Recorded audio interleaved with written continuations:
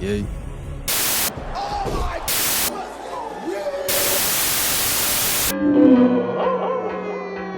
Feeling like Grash Unleashed. When the club go around here, I'm the cactus. Bang, bang, gang, I don't owe you jack. When I'm in the ring, it's just me and my best friends. OC cutting no slack. Hollywood Mills, you can put me on the A-list. Grash Unleashed, better put it on your playlist. Me and my fam be ballin' like the Bruce. Fight night, baby, hard hitting like Sheamus. Family first, yes, bloodline business. Winning all the gold, look at how they witness. I was taught to be the greatest. 1,000 days I'm running, check out the book of Guinness. Coolin' with the baddies in the baddie section. Guarantee you they ain't jaded. Yellow, you baby face, I ain't feeling your gimmick. The fans think it's overrated. I bet you thought you the EST, but homie, you don't even really go here. I'm better than you and you know it. Scumbag, baby, I'ma make that clear. Making many moves while I'm headed on the flight. I'm the mega star, baby, on these LA nights. Putting on 5-star classics, contract year, cause today is a whole new price. Brock Lesnar on the beast. Eat, sleep, flex, and repeat. Whole new swag with a price on the tag. Coming live from the west to the east.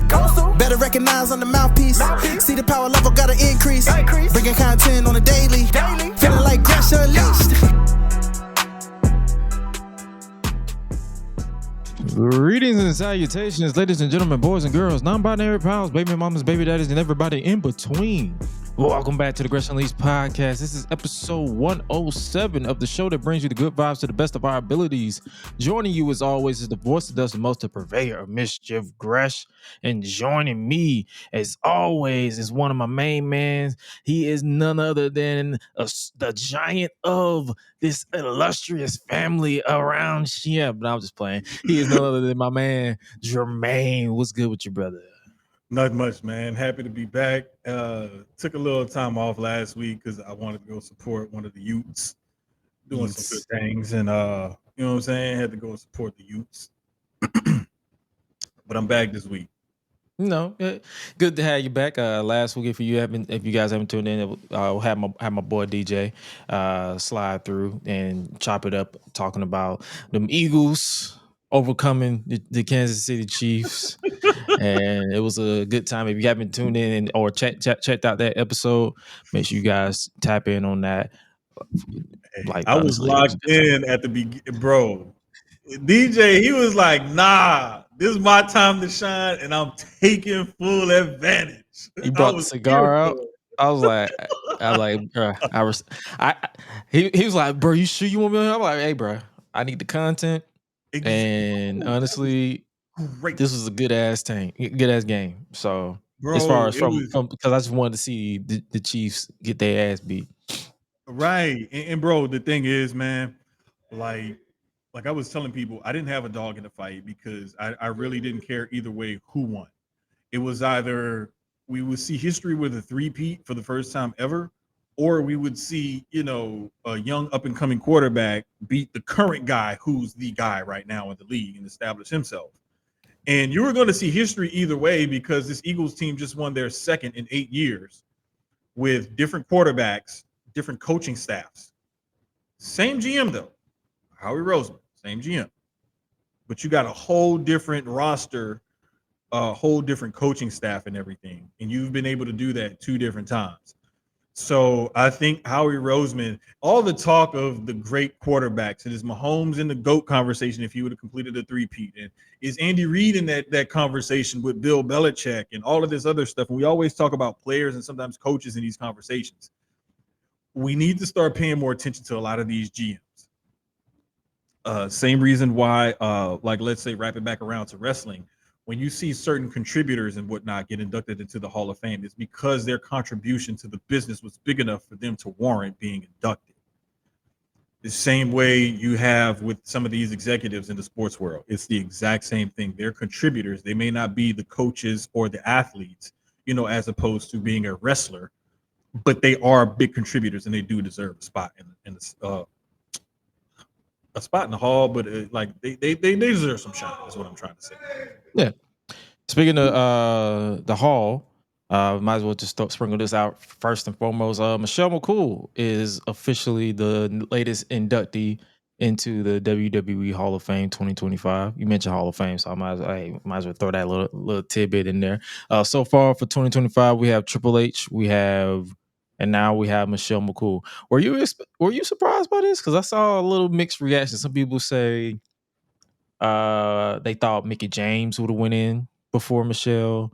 Some people said they thought Victoria would have went in before Michelle. Like, were you surprised at this? Because I'm gonna be honest with you, I'm not finna say like it was predictable, but it's like she's married to the Undertaker. It was bound to happen within the next year or so after he went in. I put it to you like this. I was shocked just for the simple fact that I thought that she at some point she was gonna get in, I think. Because to a lesser extent, she was one of the bridges kind of from the Divas era to that, women's revolution era, in the fact that she was in that Divas era, but she could actually work in the ring. Facts. Like first Divas champion, I believe. She was something like that, but I mean, she has a place in women's wrestling history that would warrant her Hall of Fame induction. Now, when you get into should she get in before this person or she needs to come in after this person, this, that, and the third, we're splitting hairs at that point, because I look at Hall of Fames the same way everybody does. Either this person is or they not. Where in reference they get in as opposed to other people, that's not for me to call. That's for the people voting on, deciding on, what have you. That's for them to call and figure that out. That's their stress. What about you? Your Hall of Fame, or is she not? Facts. What about you, Highlight? Got any thoughts on Michelle McCool being in the 2025 Hall of Fame? First off, welcome in. But yeah, this is the conversation you walked in on, my brother. What's going on, everybody? It's your boy Highlight Real, man. Y'all gotta excuse me if I sound a little ratchet. I'm battling, recovering from a sinus cold. But with Michelle, man, I would say it's about time, man. I kept wondering. I was surprised she didn't get in sooner, to be honest with you. I felt like that Taker politic was gonna work in at some point, man. I'm happy that he finally was able to, do whatever he had to do to in that thing, man. Because it seemed like for a while she was being disrespected as a talent. But it's just good to see her finally getting her flowers, man. And I hope Layla's not too far down the line from it. Because they act like she doesn't exist. You mentioned Layla. I thought that would at least been a duo intro. Like Cool or something, because it was prominent for a good, what was it, 2 years? From 2009, 2011, whenever Michelle lost that Loser Leaves WWE match. Yeah.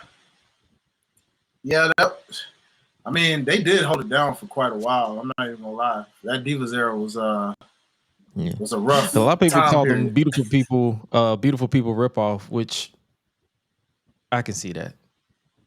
True that.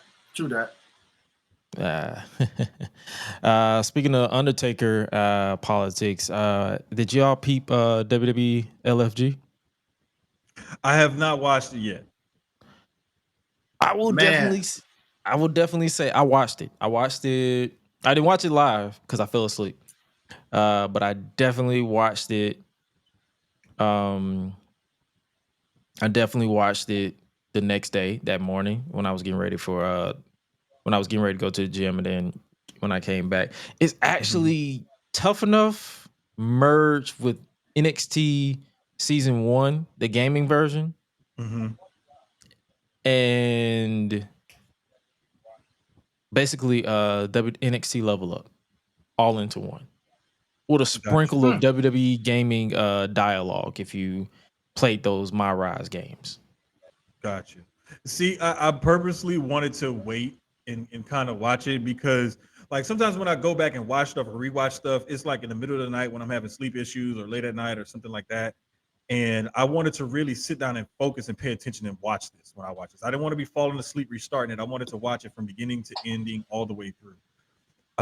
And that I don't mind if y'all talk about it, spoilers or whatever. That's not gonna bother me not one bit. So y'all feel free to go ahead. Don't hold back. The thing is, there's nothing to spoil. It's pretty much once you watch it, if you're into that type of television, the Tough Enough minus the living arrangement, they're pretty much following rookies into the Performance Center. Shawn Michaels basically said that some of these people have been over a year, some people have been over a week.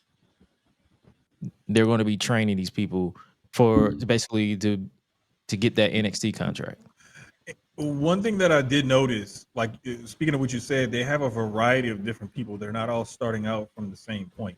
Mm-hmm. And I think that's what's a little bit different from the past shows and stuff that we've had. It's like you've had people that are all basically on the same kind of level. They're either all with no experience or some experience. And they're all trying to push them in. Like the Tubi show was strictly about them taking collegiate athletes and whatnot and trying to get them to see what they can do as far as the WWE tryout is concerned. So I love the fact that it's a mixed, bag of contestants or, challengers, whatever you want to call them. Okay. Yeah, I agree. That's what I'm saying. I'm like, it's not like there's nothing to spoil. Like you can't really just say, hey, if I say that if this happens or this happens, I'm not you're not gonna basically miss out on anything, or it's gonna feel like you're doing that. But yeah, it was actually a fun show, like especially the Olympic gold medalist, Maya something. Remember the young lady who signed with Gabe Stevenson? SummerSlam in like 2021. Gosh, I forgot. I'm trying to think, man. But I think I know who you're talking about. Yeah, is it Maya? There's a few of them on there, man, that I know I want to keep an eye on. Like I know the young lady who was on the Tubi show. I'm not sure if she's on LFG or not, but I do know like there's her, there's that idiot kid BJ. That was stupid. Like this dude intentionally pissed off Bubba Ray and Undertaker, and then played like, huh? Like, bro, you know what you did. Tyra May Steele, that's her name. No, I do not remember her. Because that's her WWE name, right? Or is that her? That's her WWE name. If I saw her picture, I might remember her, but I do know like there's a few of them on there. Like I'm really interested in seeing where these kids end up going. And yes, I can't say kids because they young. Yeah, I mean I can say kids too, because most of them are like younger than me, like in their early 20s, like 21, 22. Yeah, they're really young. And the cool thing about it is I love that WWE got on the NIL train kind of early on in it and started bringing in some of these collegiate athletes. And we're literally already seeing some of them, performing on NXT regularly and even getting called up to the main roster. So we're starting to see that pipeline come through. It's just going to be interesting now that they've kind of put a they put a TV show to it, to kind of jazz it up a little bit more and kind of bring a little bit more light to this. This also coincides with them having their WWE ID program for the indies as well. So they're basically putting all of their next, generation talent front and center right now. And I'm just excited to see where all these kids end up and how it works out for them. Facts. Like it's basically like Byron said in the chat, it's basically the voice for WWE. Yes. Ooh, excellent analogy. Excellent analogy. Excellent analogy. I like the way you put that, man. Good comparison. We know WWE is always trying to do something sports-like and be kind of like some of these other popular avenues that we see on television. So I haven't had a chance to fully check it out, but I have been seeing like the clips, and I saw where they showed like the vignettes for each talent, kind of introducing you to who they were. There was one chick that was throwing me off. I don't know if y'all know who I'm talking about. She had like this like head that made it look like she was a fat person, but she was incredibly swole. Oh, I call her Sally Lesnar. Yeah. Oh, I know which one you're talking about. Yeah, because I kept getting, I couldn't get past it. I was like, hold on. Because you look at her for a minute before you see the muscles, and you're thinking like, okay, thick chick, but then you see the, I'm like, wait, this don't match. Like, what the heck?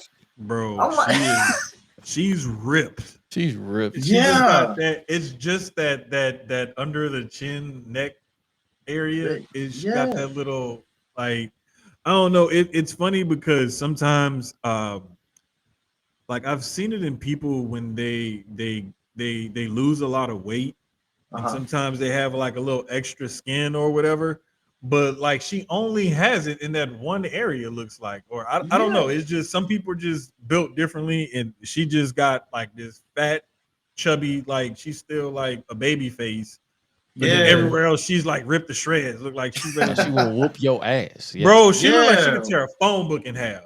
No, facts, bro. I mean, it was intimidating in a good way, but at the same time, it was just like that's gonna be hard to kind of look past a little bit. That's a little distracting, but at the same time, hey, Shorty can't wait to toss some girls around. I feel bad for them. That's up to the company. Like they don't have to stereotype her with the whole female heavy trope because we don't know what she's like off of basically character wise because you can't judge a book by its cover.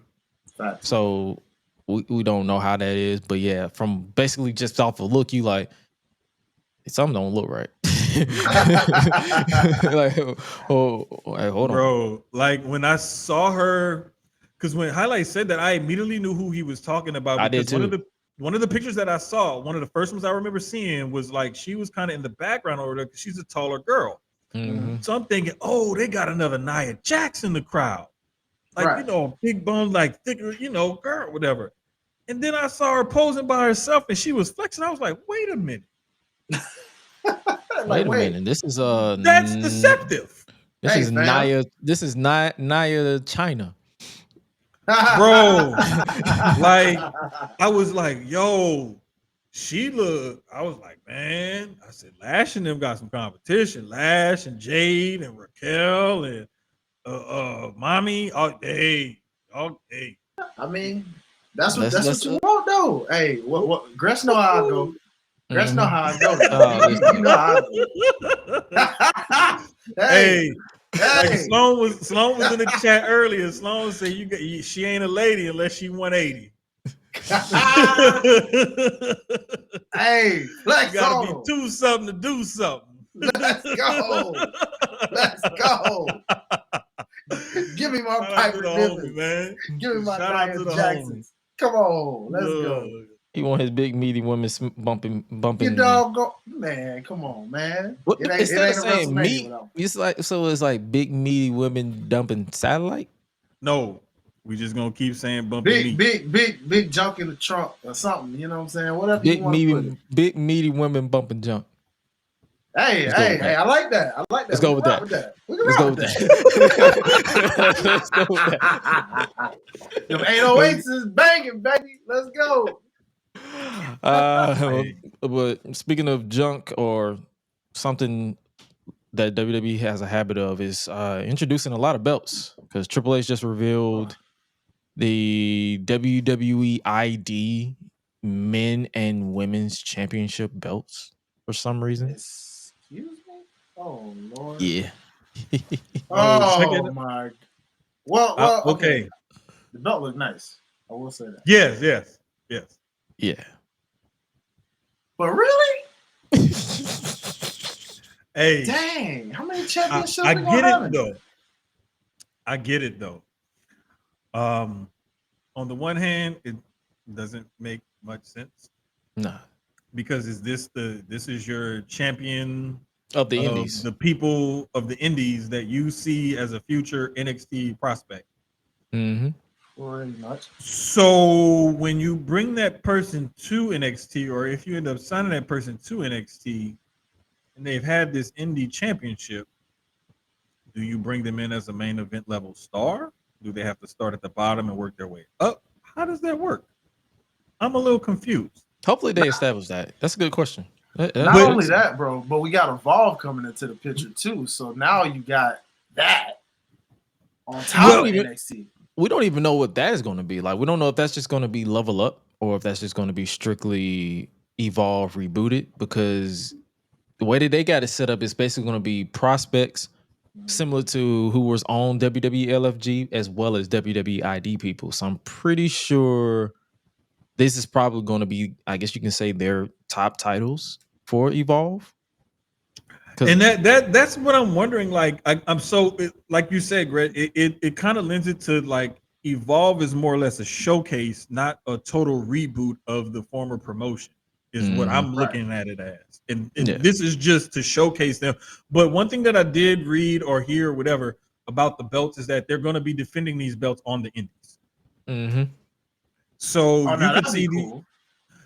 And here's my thing, and this is why I get it. This is the part that has that's a good point, Sierra. They really have been kind of working with WWE for a while now. Because I remember as far back as the Street Profits going down there and winning their tag titles or something. So in Austin Theory, going back there or whatever. Isn't he their final champion? I believe so. I'm not sure. I know he at one point held their belt. I wasn't sure if he dropped it and then left or if he was the last one or what. But one of the things that I found interesting about those belts and that they said they're going to be defending them on the indies is that this gives them a footprint on the indies as far as like trying to get more talent. So in a way, this is going to be their first dibs. Right. This is what I see as, especially coming up with these belts and them being defended on different indie shows and whatnot. Now, the interesting thing is will these belts only be defended on those promotions on the indies that have been identified as a WWE ID, affiliated promotion, or will they be defended on other promotions that are not ID affiliated? I see them basically defending them strictly on the WWE ID-ish promotions, and then they can wear them on other promotions. Gotcha. That they wrestle on. But yeah, because so like say for instance, Zeta Steel wins the women's version of the titles. I'm pretty sure I can see her defending that title more on Reality of Wrestling than I see her on Comeback Zone or any other random name that they because I feel like there's like a million independent companies that have like different variations of abbreviations, and I'm like, where did you come from? So yeah, she'll defend it. She probably wouldn't defend it there. She'll probably just pop up, hey, I'm the WWE ID Women's Champion, and then have a match, a exhibition, if you will, and then be done with it. Yeah, I was gonna piggyback off of that, Gresh, and agree with you, because I think it makes more sense that they would do it based off the schools they're affiliated with, while pop up in other indie promotions. That way, it gives a rub to other talents that they're going to scout to bring into that program that might want to be under the WWE ID brand. So, like, say, even if they don't defend the title, but let's say beat the champion, if you will, maybe that puts eyes on them, and next thing you know, they're WWE ID'd, and maybe can play off of that in storyline or something and be like, hey, I did beat you on my promotion. Let's see if I can actually take that title off of you now that I'm officially WWE ID'd or something. You just, you never know how they experiment with this thing.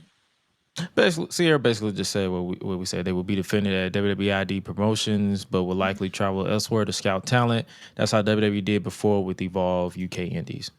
Yeah. Got it. Yeah, that makes sense though, because also another thing, Gresh, to back up kind of what you said, they could carry the belt to these other promotions that aren't ID affiliated. That's also going to help them with their bookings. Once you've been ID'd, and especially if you carry one of those titles, your interest and your booking fees go up now because you're affiliated with WWE. So that's going to help out some of those indie talents as well. Yeah. Oh, for sure. Someone who's not an indie talent anymore, he's basically going to sign on the dotted line tonight, and that is Absolute Ricky Starks. We talked about him last week, and now the man is popping up in NXT this week. They've been teasing a name change, but he's definitely going to be. I feel like he's going to be Ricky Starks. Yeah, word on the street is he actually owns his name, and he does theme or something too. He owned the theme. I don't know, because I believe that was sorry. It was Jordynne Grace is the one that owns her name. Jordynne Grace owns her theme. Okay, but Jordynne Grace's situation is similar to Cody's. So wherever she goes, her thing goes. As far as Ricky Starks, he owns the trademark to his name because that's his name. Like he has a freaking wrestling name for a name. This is crazy. Like, hey, I'm Ricky Starks. Like that screams wrestler. Like so, but you can tell. Yeah, I feel like they're just playing it up. So like.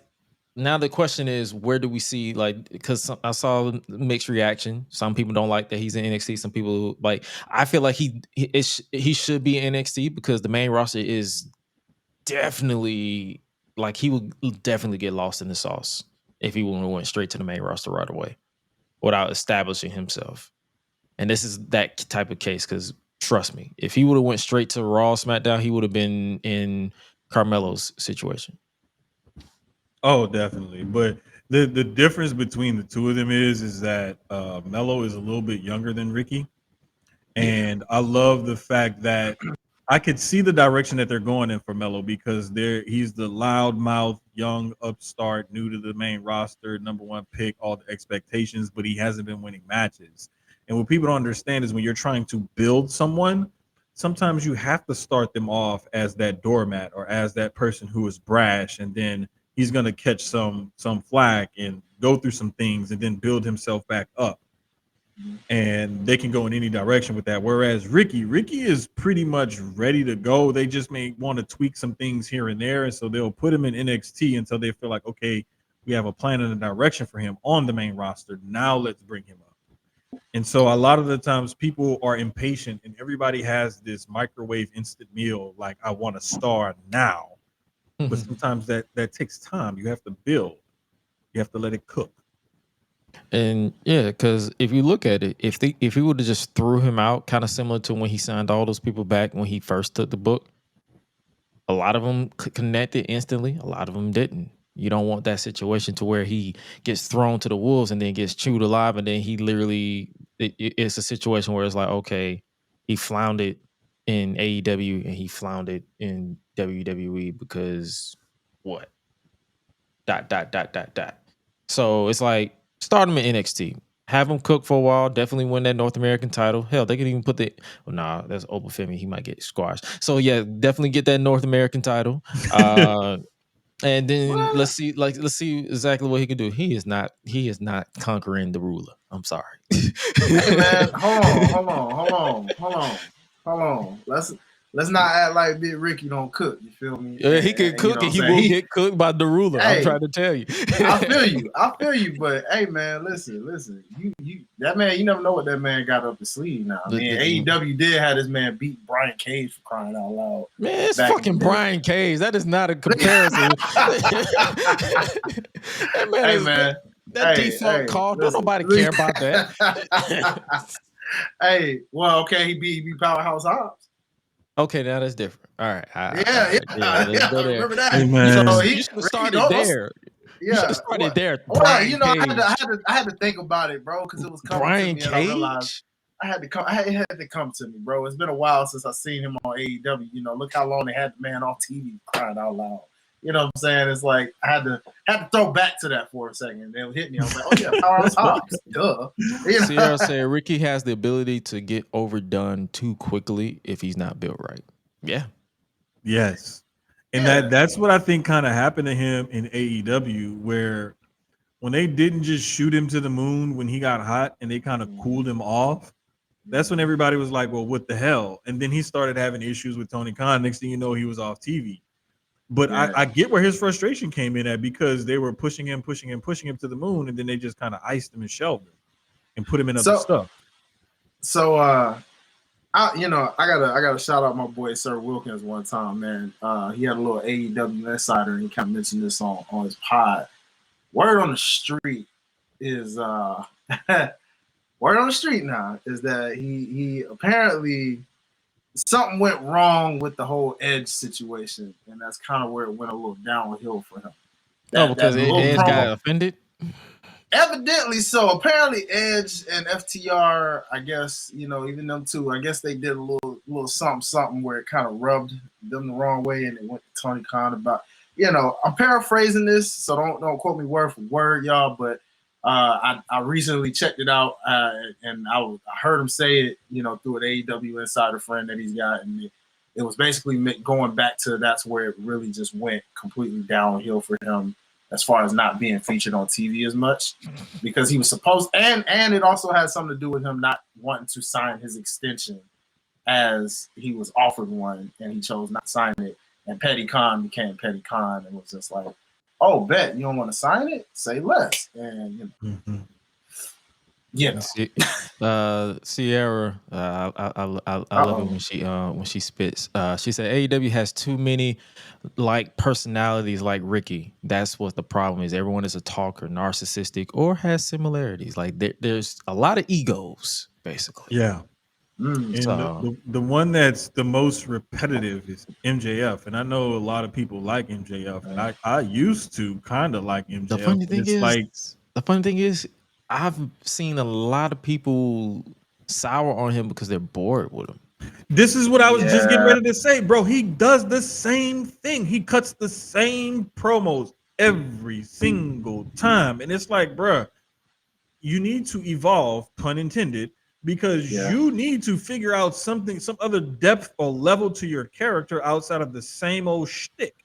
Like you go for the most low-hanging personal fruit you can, and you hit them where it hurts, and you get the oohs and ahs out of the crowd. But if you really listen in to like a few years ago to now, he's still getting reactions and pops. They are not as loud and they are not as supportive as they used to be. It's almost like you kind of have to do him like some people try to do CM Punk after a while. You know how like there are certain promos where you can, CM Punk will get you, but if you catch him a little bit before he catch you, he can't really handle it a little bit, and you kind of catch him. You almost gotta do the same thing to MJF, but it's like you can't ever find nobody to do that exactly. Like not good enough, but like you said, it gotta evolve at some point because we're all just like, okay, is that the best you got? Just going low ball all the time, man. Like after a while, it really makes you look that much more of a jerk, and not in a good way. When it comes to like the heat that you're trying to catch. But Sierra said MJF has borrowed from Ricky and so many guys' nachos, if you will, on the indies. He's never had his own personality. It's always been and when you think about it, if you really do a digest and really deep dive on, even when he was at his height, MJF has always been borrowing something from somebody else. Swagger. Oh, definitely. So it's like so it was. And I believe it was somebody. If it was on this show, the Enemies, or anywhere else, they literally say it's only a matter of time before people just gets bored of him because he does the same thing. And hopefully that doesn't happen with Ricky in WWE. He has a new playing field, new sandbox, if you will. You want to do that a fresh canvas. Now all is up to him to basically paint art in WWE or give a shit. Like it's a clean slate. It's up to him and up to what they want to do. So it is what it is. So hopefully it is something worthwhile this go round. Hopefully there's no I feel like this one he won't have to worry about egos because WWE is a machine compared to AEW to where if you get an attitude, they will literally pull you off the show. If you don't draw ratings or draw money, they will be like, "Hey, bro, go to Evolve right quick." Exactly. And this is what I love about him being down in NXT because they can kind of, Sean and the crew down there, Matt Bloom and all those guys, they can put their hands onto that character and put their arms around him as a person and just kind of be like, "Hey, this is the vision that we have for you. This is what we want you to do and accomplish and work on while you're down here." So that way, whenever they do call you up there, you're ready to go. And it's not as if he wasn't ready to go already, because some people will say, well, he was main roster ready. He was main roster ready. But like you alluded to earlier, Gresh, and I think Sierra said the same thing, you got to build it right. And if you don't build it right, then it'll just be, oh, AEW fumbled him, quote unquote, and now WWE's fumbled him. What if it wasn't that these people were being, quote unquote, fumbled?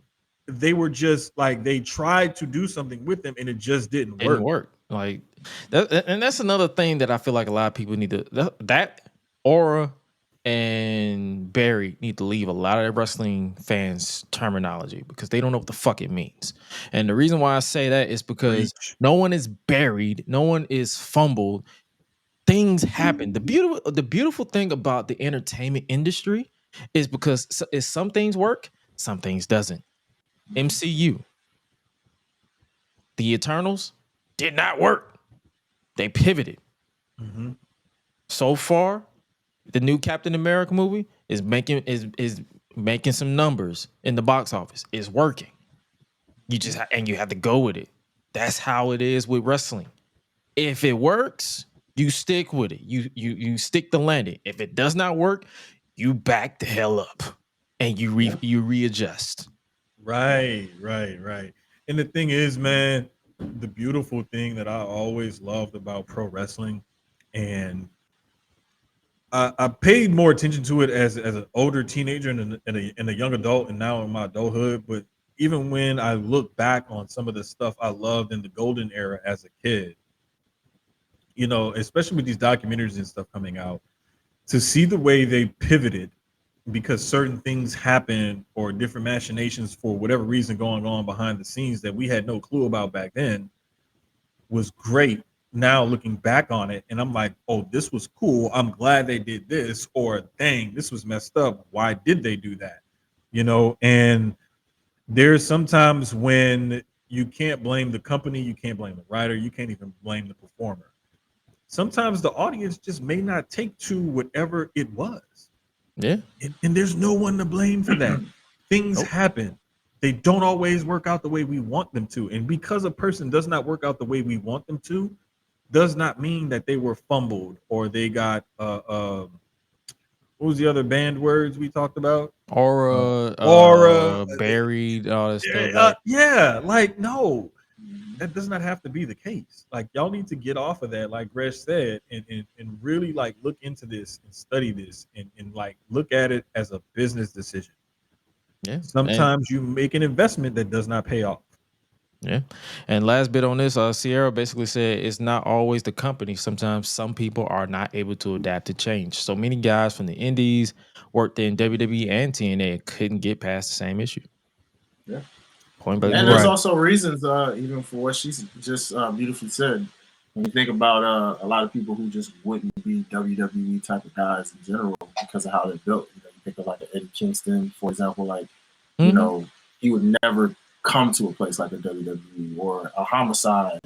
You know, I don't think he was ever at WWE. I don't know if they fit that kind of mold because of how they are as true people and trying to like, you know what I'm saying? Like they're like, I'm too real to try to put this character on me to try to be this star. Like, nah, I'm gonna be me authentically and me and rocking with it.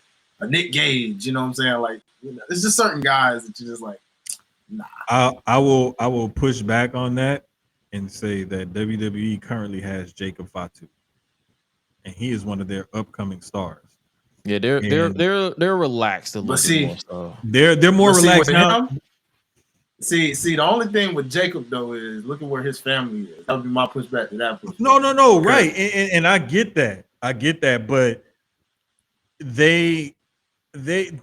to me the thing was, and it's been like this for a few years now. I don't know a whole lot of stuff, quote unquote, behind the scenes or whatever, but from what I know and understand, they've always liked him and wanted to sign him. It was just a matter of, you know, can he travel? Is this the whole the legal stuff? Yeah, that was right. They just wanted to make sure everything was worked out legal wise to where he wouldn't have any issues or anything being a part of their company. Right. And I get that. And now that they've worked all those things out, and I'll say to Eddie Kingston is in a similar mold of a Kevin Owens. However, Kevin is a little bit more polished around the edges where he's a family man and whatnot. Eddie's just, you know, still kind of gruff or whatever. But I think Eddie Kingston would have worked out in WWE and they could have found a place for him. I just think that Eddie's age and stuff like that, maybe his, you know, potential injury history and whatnot, like those are some of the things that may have kept him, you know, kind of away. Homicide and guys like Loki, I can't really speak to them because I didn't watch them as much. So I'm not sure. But I just know, like, they've kind of relaxed. And I know Nick Gage. And I know damn well that was not Nick Gage would have been perfect in the Attitude Era. Yeah, ECW actually. Would have ECW for sure. Him and New Jack. Oh my God, bro! They would have been best friends. Wait, Nick Gage and Mankind Mick Foley. Yeah. Right. Yeah. Oh, okay. Eddie was trained. I did not know that. Did not know that. A lot of things, you know. And yeah. Shout out to Homicide, man. He trained a lot of people we watched with, man. So just I don't know. It was just a good combo for that, you know. But shout out to y'all, man. But from Ricky to NXT, because we're talking about his new home. We had Obafemi left lane at the hands of a new group. Retro Shield is what I like to call them. I called them. What the heck did I call them? God dang it! I think it was similar to that. Retribution or something like that. That's what I said. Retribution. That was literally I was like Retribution.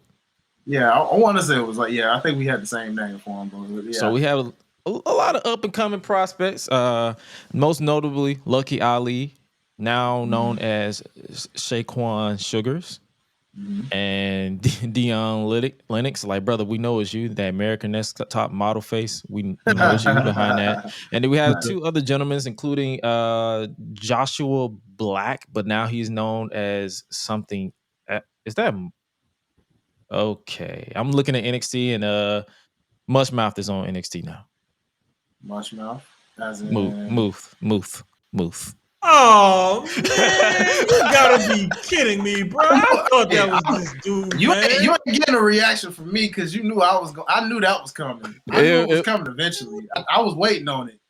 I was only waiting on it because I knew they were gonna do it eventually. So it was like, come on, man. And of course, he interrupted Obafemi. Yeah, he want that big meaty man slapping meat situation, and I ain't. Well, somebody out there marking out for that. But I don't know who. But it ain't me. I just glanced over there. I was like, ew. And then they had a close up of him. I'm like, oh, bro, back the camera up. But back to this situation. Forgive me for my thoughts, but I hope Obafemi knock his dick in the dirt. Dang, fam. No love for that boy. I get it. Exactly. No pop. Exactly. No pop. But wow. I'm interested to see what they're going to go with this faction. And if I see him in the back alley, I'll beat him up and take his fives. Man, I'm gonna let y'all handle it. Hey, man, I just put it on in the background just to make sure I ain't missing nothing. I'm like, that's the first thing I see. Okay. So, all right, how y'all feel about the Black Air Forces situation, man? You know, that's what I peeped when I saw that close-up pit. Hey, I nicknamed them BFE, Black Force Energy. Come on now, because look, you mean business when the Black Air Force is coming on. Bro. That's why I said, that's the part people were sleeping on when I saw that picture, and I said, nah, the Shield wasn't doing that, bro. These niggas they got the Black Air Forces, meaning they trying to stomp some folks out. Like, okay, you know what I mean? But hey, I don't know. This is looking it got an interesting reaction, I'll say, because people seem to pop. Shout out to my sis Ash Benny, who was in the crowd. She gave a crowd shot, and I could hear it seemed like people were very interested, especially as they were attacking Obafemi, like, oh snap, they're back. And they were looking around, and it seemed like it was getting reaction versus what it might have picked up on the TV. So I'm interested to know y'all perspective as far as how y'all first thought when y'all saw this. When I first saw it, I was like, okay, what is happening? And then as I was like, okay, they're actually trying something different, because I feel like when I looked at this and actually processed this, I was like, we've been saying for a while that the men's division needs a shot in the arm.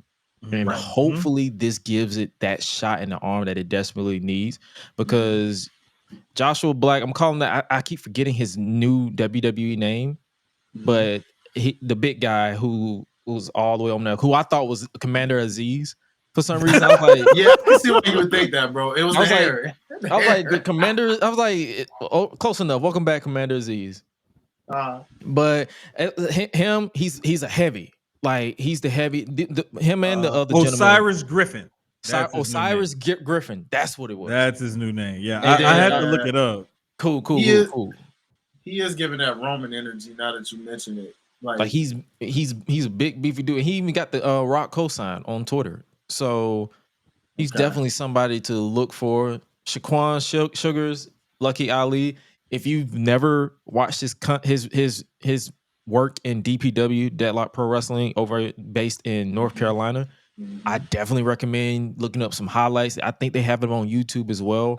He is definitely smooth in that ring. Like every time obviously he came back. He just came back from a knee injury, but definitely check out his work because he is exceptional in that ring. He has little nuances that a lot of people don't have that you can't teach, but he's definitely there. And then obviously Dixon, Dion is basically last time we saw him on NXT, he was basically, I'm tired of this place. So he's gonna be the wild card to me. Between him and Lucky is gonna be the wild card in this situation. So let's also not forget.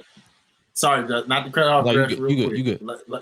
Let's also not forget the little nugget. Shout out to some video I saw on Twitter where somebody posted it, but it was a little clip from maybe a few weeks back. It was like a random backstage interaction with him and Obafemi. He's like, someday I'm gonna challenge you for that title, and Obafemi kind of brushed it off. Yeah, right. So it's kind of cool that they target this man, knowing that that's exactly something he said like a while back. And then fast forward into what Gresh just said about him saying that, I'm tired of this place, and then fast forward to this. So, I just had to throw that little nugget in there, Gresh, but continue, brother. No, you good. You basically another thing that I noticed about Saquon was that he used to also have he would post content even after he got hurt and whatnot. He was still like posting good content. And that's where I kind of got to know him. I'm like, this dude is funny. Yeah. And by all means, he looks like he used to be really athletic before the injury and whatnot. And now he's just kind of trying to do something different and whatever. And I have not like done any deep dives or watched any of his past matches. But what I did do, I just literally, I'm appreciate you, Gresh, for shouting that out, Deadlock Pro on YouTube, because I just literally went to their page and subscribed so I could start looking into it. Because I'm a nerd like that, and I want to know as much background and stuff, because I don't want to be sitting here looking at this person and not have no clue who this person is or where they came from. I'm not one of those wrestling fans who's going to be like, well, who is this? And why should I care about this guy? I see that a lot, and I'll be like, yeah, you see that. Because you saw, like, even the fans, and I hate that chant, because, I'm sure y'all heard it too. Who are you? Who are you? I'm like, nigga, go research. That's what you go do. Like, you over there talking about some, who are you, man? Go research. Go find out. In the initial reaction, seeing as they was wearing masks, I understand that instant. But if it's just like you see their face and you see a group of people reacting, and then you just start that chant of "Who are you?" Then I'll be like, all right, bro, what you doing? Yeah. But in this instant, you couldn't really like they did the Shield Retribution type beatdown. They did it to Fraxium, and then they did it to Obafemi. So it's like they're immediately established, because they're like, hey, it doesn't matter if you're the tag champ or the big dog or the ruler, if you will, you're gonna get this work. So I'm intrigued to see what they're going to go with this. Hopefully this is that shot in the arm that the men's division need, because the women's division they're fine. They're beyond fine. Yeah. They're on swole right now, boy. They lifting NXT. So it's like at this point, it's like, speaking of swole, Jordynne Grace is officially a part of NXT after the closing shot, if you will, of Vengeance Day. And I'm not against it. Like, I know some people was like, well, she's main roster race. She's already been in NXT, but it's like, this is another case where if she just gets thrown to Raw, SmackDown, will they know how to immediately book her? Right. And you want to make sure that you're taking your time And like we talked about with Ricky, building these people right and putting them in situations where you know they can succeed and acquiesce themselves to the new crowd. Yes, some people know them, but us as hardcore fans who do content creation for this, yes, we know her, but does the general WWE audience know her? The broader audience does not. And a lot of the where the money comes in does not come in from us hardcore fans. It comes in from the casuals. I know for have, sure. I know for sure. Like these people who be complaining and bitching online don't ever put a dime in none of their favorites' pocket. Oh yeah, Bruh. facts. And this is why, like last Saturday or whatever it was, I went to, or Saturday before last, whatever, I went to Collision because it was right down the road from my house. And shout out to the homie Mika. That's like my sister. That is my sister from another mister. She just from South Oklahoma. But I always mess with them about that up there in Dallas. But like she was like, yeah, you should go because you've never been to an AEW show. And I was like, right, I want to go and see it live for myself to see what the fuss is about, because I also want to see, like, you know, some live wrestling. It's right down the street. It's a small place. You know, I've sat in those seats before because that's where my daughter graduated. So it's like I know I can be comfortable sitting in those seats. So I literally have no excuse. It's right by the house. My big ass is comfortable. I'm not doing nothing Saturday, and I'll be at home watching it or something anyway. Why not just go?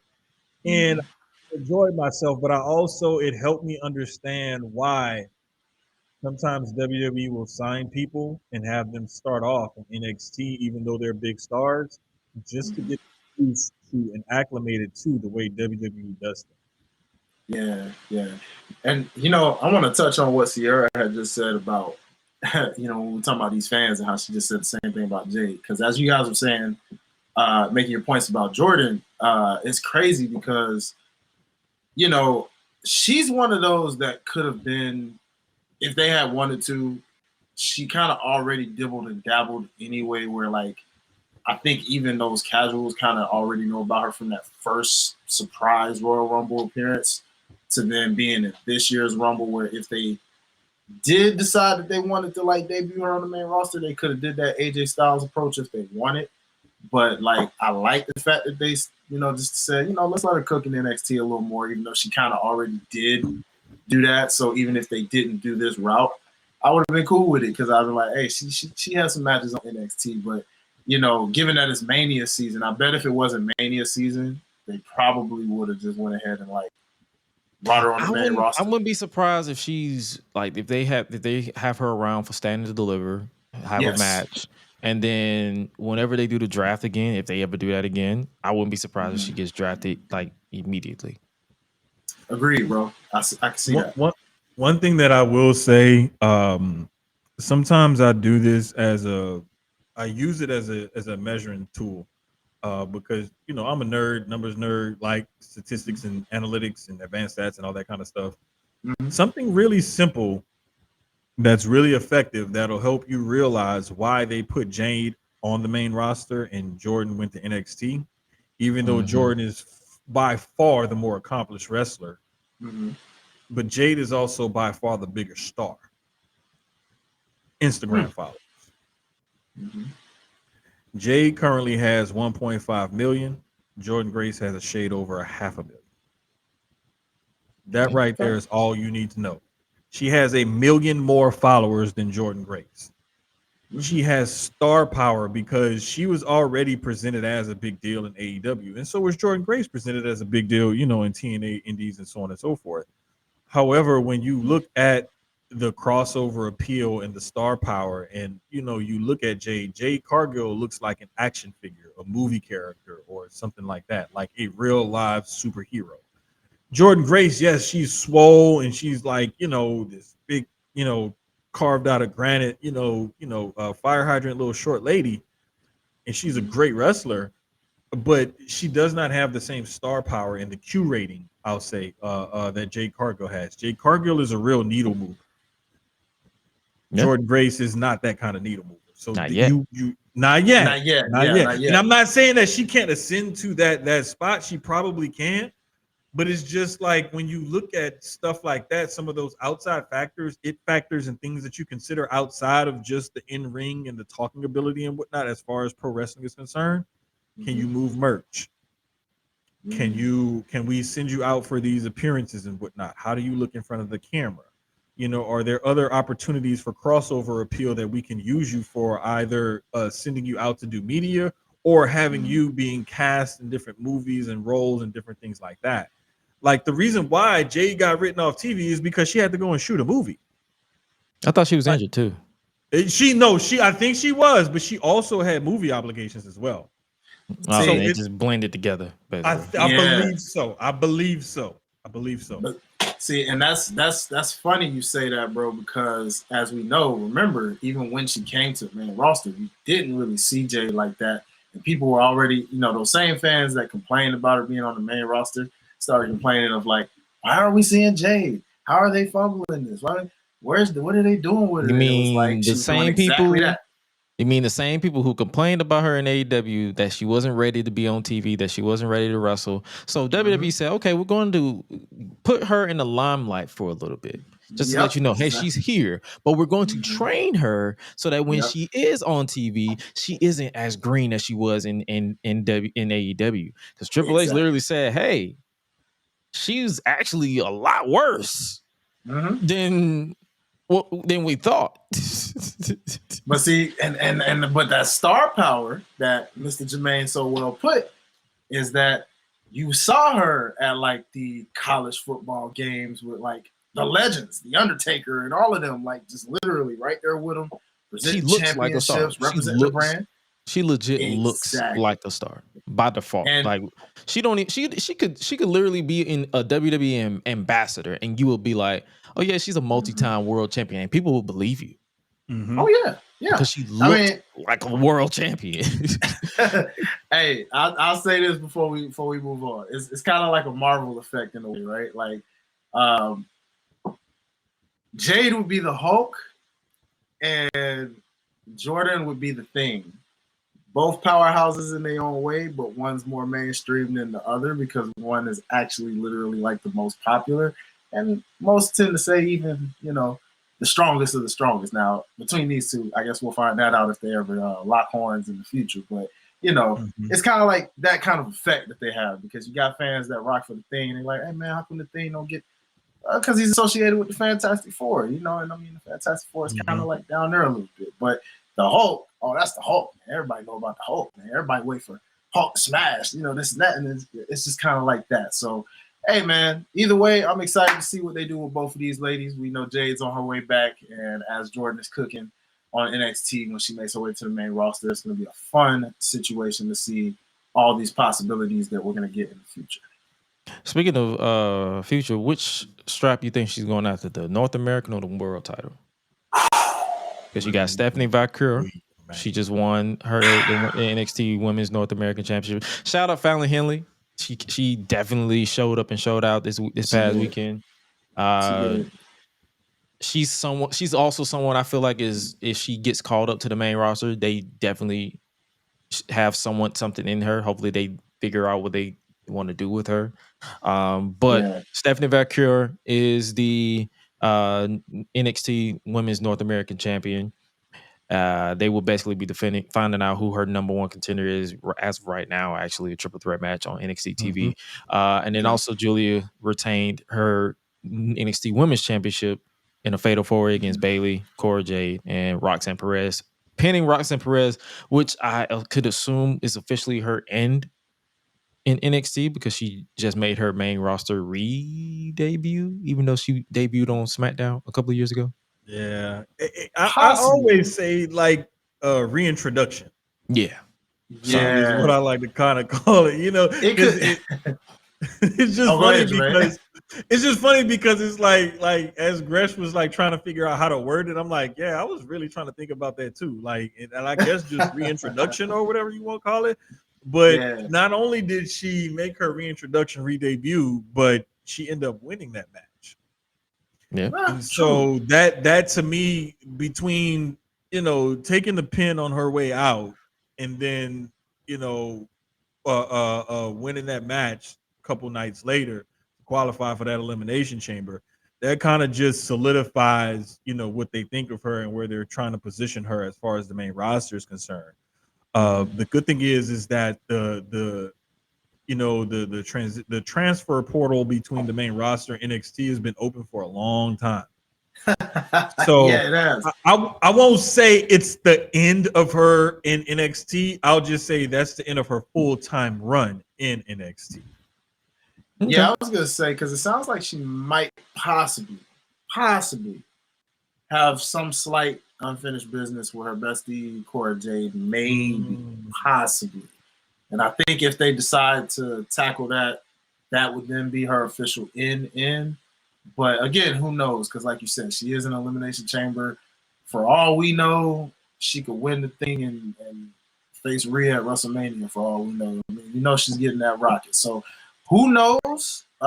It's time will tell, because we could ask the same question about Trick. But then again, we'll see.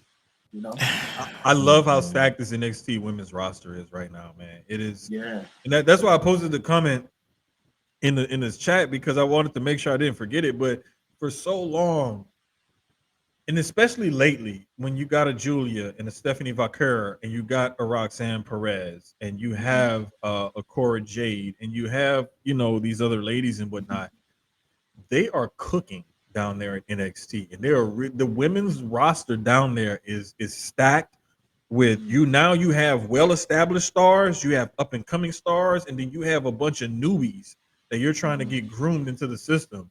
They are stacked. The men's division was over there looking like Pookie in New Jack City. Like, I need it, man. It just keep calling me. They need somebody, something to give it. Nigga, they out here got Lexus King with whatever beard he wants to paint on his face this week, and then you got Eddie Thorpe beating Trick Williams in a strap match. Like in Black History Month, how the hell do you beat a black man in a strap match? And you know what? 1 for 3. One for three. Like, shout out to the ruler, Oba Femi, for holding it down for Black History Month. At least he won. God damn it. Yeah, bro. Thank you, Oba. Thank you, Oba. But hey, real quick, I'm gonna switch back for the women for one quick second, just to say this though, because it was the answer Grace's question. I do think Miss Grace will go probably for that NXT title, only because it seems like we got an edgier Kalani Jordan that seems to be eyeing to get that North American title back in some way. So I wouldn't be surprised. Jordan seems to be the primary target for that NXT Women's Championship, because I don't know who else other than maybe a Lash Legend, if you want to throw her in there, because she's also for the NXT Championship. Possibly, because she's been getting a lot of uproar from a lot of fans, man, and she's been heating up pretty good. But again, it depends on. It seems like they might possibly break up Metaphor, but I don't know if they're going to do that or not. But if they do, they not. Like it wouldn't make sense. I mean, it not right now. It could happen in the future, but right now, it just wouldn't make sense, because who's gonna turn on who? And the other thing is, I think they'll keep Jade and Lash together. If they may not bring back the full iteration of Metaphor, but I think Jade and Lash, Jakara and Lash, they're gonna stay together. Okay. Yeah, they feed off of each other. They'll stay together. Yeah, and they feed off of each other well. It's not one of those things where they were just like, well, we ain't got nothing for you, we ain't got nothing for you. Let's put y'all together and see what happens. And like, oh, look at this. Like, no, they have actual chemistry, and you can tell, like sometimes you can just tell where they're either just making it work or they have real chemistry off camera. You can tell those two ladies actually have real chemistry off camera. This isn't just, let's just make this work professionally. Like there's way too much cohesiveness between the two of them, promos and in-ring wise, where they just click on all cylinders. And I love to see it, because it's two beautiful black women. Love that. All right. Salute to you, fellas. As far as the NXT Women's North American Championship, what's her name? Carmen Petrovic just won the triple threat match. Shing squad, baby. What's her man? What's her man with her? Yeah, he the one to he the one that assisted her. He basically threw her into the. I figured. Ashante the Adonis. Ashante trying to get the brownie points, boy. I see you, G. Go on, keep getting yourself tonight, huh? I see you, Milky. Here's another reason why I think Jordynne. I'm gonna go ahead and support y'all's decision to say Jordynne's probably gonna go after that NXT title, is because Stephanie just won that North American title, literally that night. Julia's held on to the NXT title for a little bit, not a long time. She held it for a little bit. Mm-hmm. If we were to put her in a feud for somebody to go after one of those two titles, I think it would be Julia. However, I think that they're going to pivot. I don't think she's going to immediately go after a title. I think she's going to try to come in and announce herself or something like that. And then somebody's going to come out and be like, nah, like, you got to go through me first. And I think that they'll feed her to a couple of people and you know, kind of give her some good feuds, you know, maybe have a back and forth to make her feel normal or something like that. And then they'll put her in the title picture. But I think she's going to have at least a few matches or something before she gets to a title shot or in that title picture. I just feel like it's smart business to get her in, get her acclimated, and make sure she's good to go. Okay, let's now move on to the next phase of this plan. So I think that they're gonna work her in and then see where she's at and then pivot if they have to pivot. You know, it's crazy you said that, Jermaine. You just gave me like women I was thinking about, like who's not doing anything that would be nice. And I was like, Nikita Lyons, Lord Jesus, she's probably gonna get jobbed out with Jordan. I do not think. I'm gonna put it to you like this. I don't think she's ready because WWE keeps her around for some reason with her and her paper mache knees. You put her in her construction paper, you know, Elmer's glue held together with a ring in the prayer knees in that ring with Jordynne Grace. She might be out for 2 years and then end up getting cut. They are not going to do that for her because they see something in that big booty white woman for whatever reason. Hey, exactly, man. no pop. Well, thank you, bro. You're more popular for posting booty pics and twerk videos and stuff than you are for anything you did on TV. The thing is, she's not that popular anymore. Yeah, she was at. That's what's so wild, bro. You don't see that many people pop for her anymore. Like, I think mainly because people have either moved on, and the women's division just does not feel like it needs a Nikita Lyons. That's what it is right there, bro. That part, because look at how much the women's division grew from that 2.0 era to now. Like she's still doing the same thing. She's still suing the same trope. She's still wrestling the same, wearing the same gear. Yeah. Now she just got 2 knee braces like RoboCop. The only thing I've seen that's different, she does more power-based offense. Somewhat, like a few moves here and there are more big girl power-based offense. But it's like I'm gonna show my age a little bit. You can tell I grew up around old people and stuff, old music. But like BB King said, the thrill is gone. The thrill is so gone. Once we got past you being a thick, big booty white girl that like to twerk and you like to sing or whatever and all that, okay, what else do you have to offer besides being injured? Yeah, because I think about that time when they almost had her on the main roster, bro. Like, remember when her and Zoe Starks were just... Oh, yeah, that was a thing. And then they had to replace her with Toxic Attraction. Yeah, and then all of a sudden, you just never saw her sniff anything close to that again because the hype ain't been what it was at that time. So it's like, you know. Shout out to Sierra. She says she was only popular because of how she looked and how the internet lusted over her. Her in-ring was never good enough to surpass the era she came in. Bingo. Round of applause. Yes. You had to, because the thing is, thank you, Gresh, for shooting that down. Because the thing is like, and this is another a callback to like we talked about with MJF earlier in the show. What else do you have to offer? Once you keep offering the same thing, it's like, why do we care? Give us a reason to care. You're not Gresh, giving us a reason to care. Hey, Gresh, cue the soundbite if you got to do something else. Do something else. Man, shout out T-Pain. Do something else. Do something else. That's it. That's all we want. Do something else. Holy shit. Bruh, like, come so on, man. You gotta clip that, Josh. You gotta start using that. Do something else. something God else. damn it. I can only take so much twerking from you before I get bored. Do something else. God damn it. Hey, man. Hey, man. Oh Look. boy. I'm a connoisseur of I prefer chocolate milk. Okay. I don't mind a little horchata every now and then. But if I'm gonna drink a glass of regular milk, that glass of regular milk better be high quality regular milk. That milk right there is starting to spoil to me. I'm sorry. Listen, I am lactose intolerant. The only milk I can consume is almond. So almond or oat milk. So you like old girl that was on LFG. P Nasty the Samoan. Oh hell. Wait, Samoan? Oh, brother. Probably she's probably too young for me though. So yeah. Brother, good brother.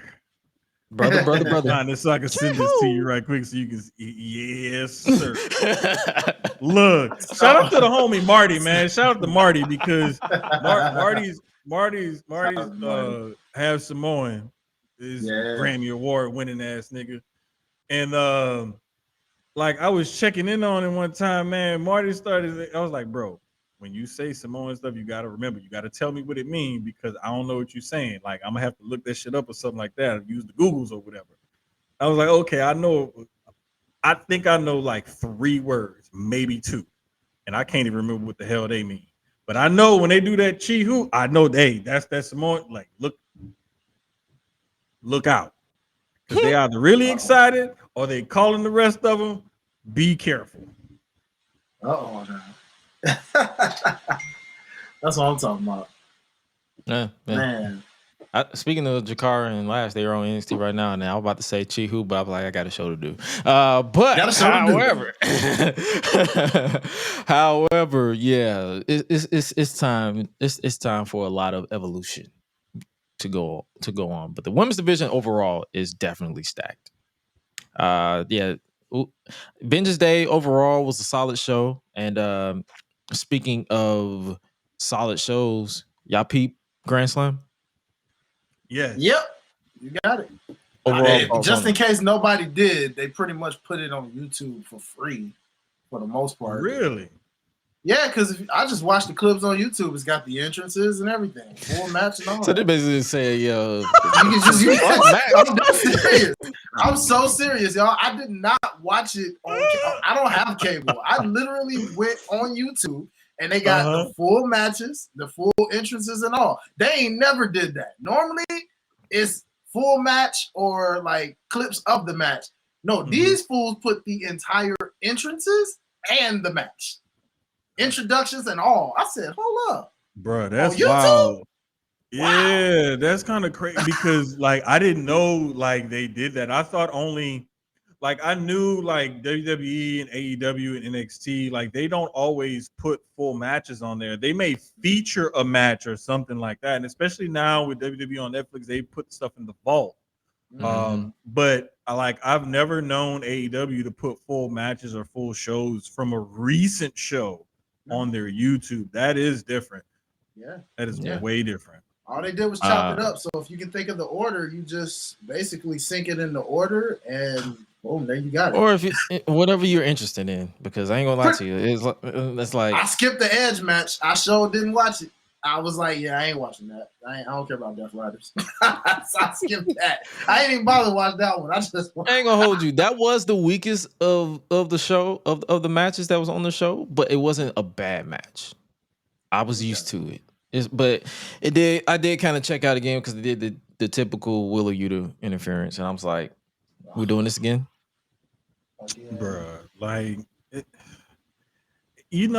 the thing is, they had a chance to really do something cool with the Death Riders, and they did not like let this build or sell it or write it in a way that it was going to captivate the audience. I feel like something was supposed to happen and they had to pivot. But they just pivoted the wrong way. Bro, you literally just took the words right out of my mouth. Like, I'm trying to figure out, like, how do I say this? Because I don't want to come off like a hater or nothing like that. But at the same time, no. I'm not saying you did. I just, because I was about to really, like, shit on it. And I was trying to figure out the words to say to, like, be nice, kind of be nice about it. Yeah. Shit is terrible. Yeah. Talk your shit is terrible. Talk your stuff, Jermaine. Talk your stuff, bro. I like Jon Moxley. I like Claudio. You know what I'm saying? I love what they're doing with Marina Shafir. They're actually making her fucking interesting as opposed to being this numbnuts in the ring where she's clumsy as hell. Like, she actually has a character now, even though she's stone faced and she kind of does shit every so often. But like, you actually made me interested in her. And despite what people say, Wheeler Yuta plays his role in that whole thing perfect. I mean, you call it what you want. You can call him a squirrel, whatever you want. Yeah. Wheeler Yuta plays his role, and you need people that know their role and play their role well in this game of professional wrestling. They just have not made that overall product interesting enough. I think the thing is too, it's like you can tell that they pivoted and they don't know what this direction is because if you watch that close up with Renee Paquette, everybody says something different. Jon Moxley, I want to make 1 million Jon Moxleys. One of you is enough. Claudio, we don't want to destroy AEW. Pac, we want to destroy AEW. Wheeler, I don't know what I'm doing. Marina, I just gotta do my job. So it's like nobody has a clear direction in the group. And then on top of that, you have Adam Copeland. Love Edge. I'm not calling that nigga Cope. Love Edge. I've always loved Edge.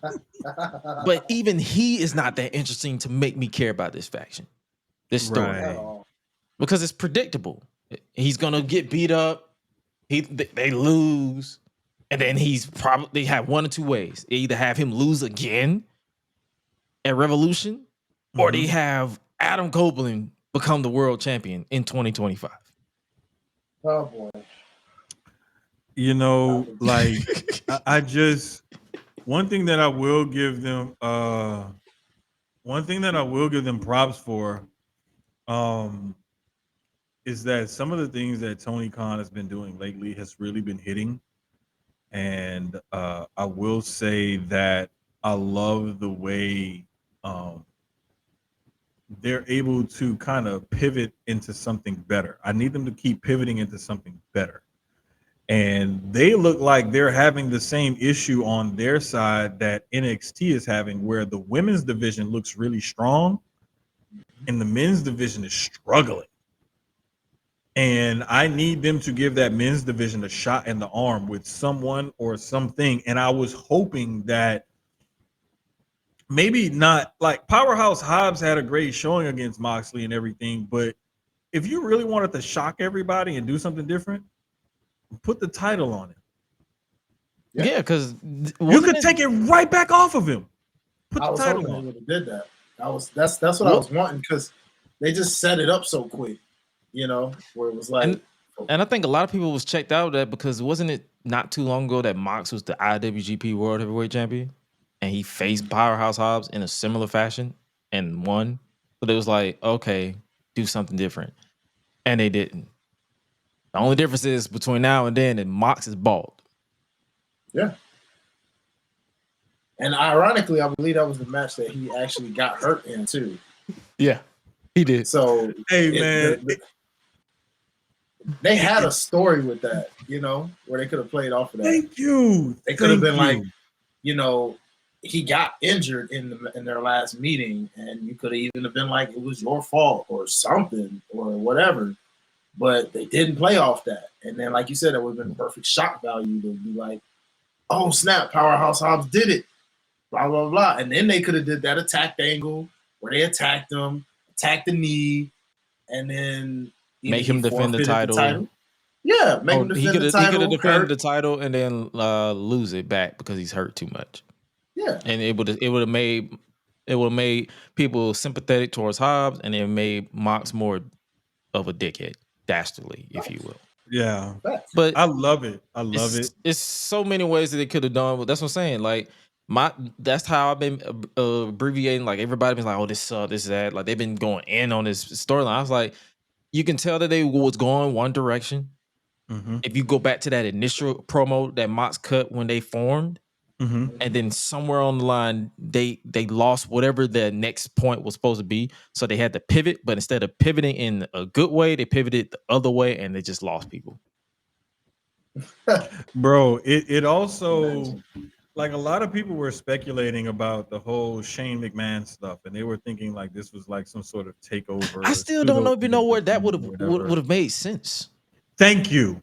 This is why I say, like, I think a lot of the times, I can't remember who I was talking about this with. And forgive me, because I know, like, I remember hearing this conversation or something, but people were saying a lot of the times what happens is wrestling fans get themselves worked into such a frenzy over what they think should be the next booking decision or fantasy booking things, to where when the thing that they've convinced themselves should happen, when it doesn't happen, it totally blows their minds, and they're kind of screwed, because they're like, well, why didn't they do this? I thought they were going to do this. They should have done.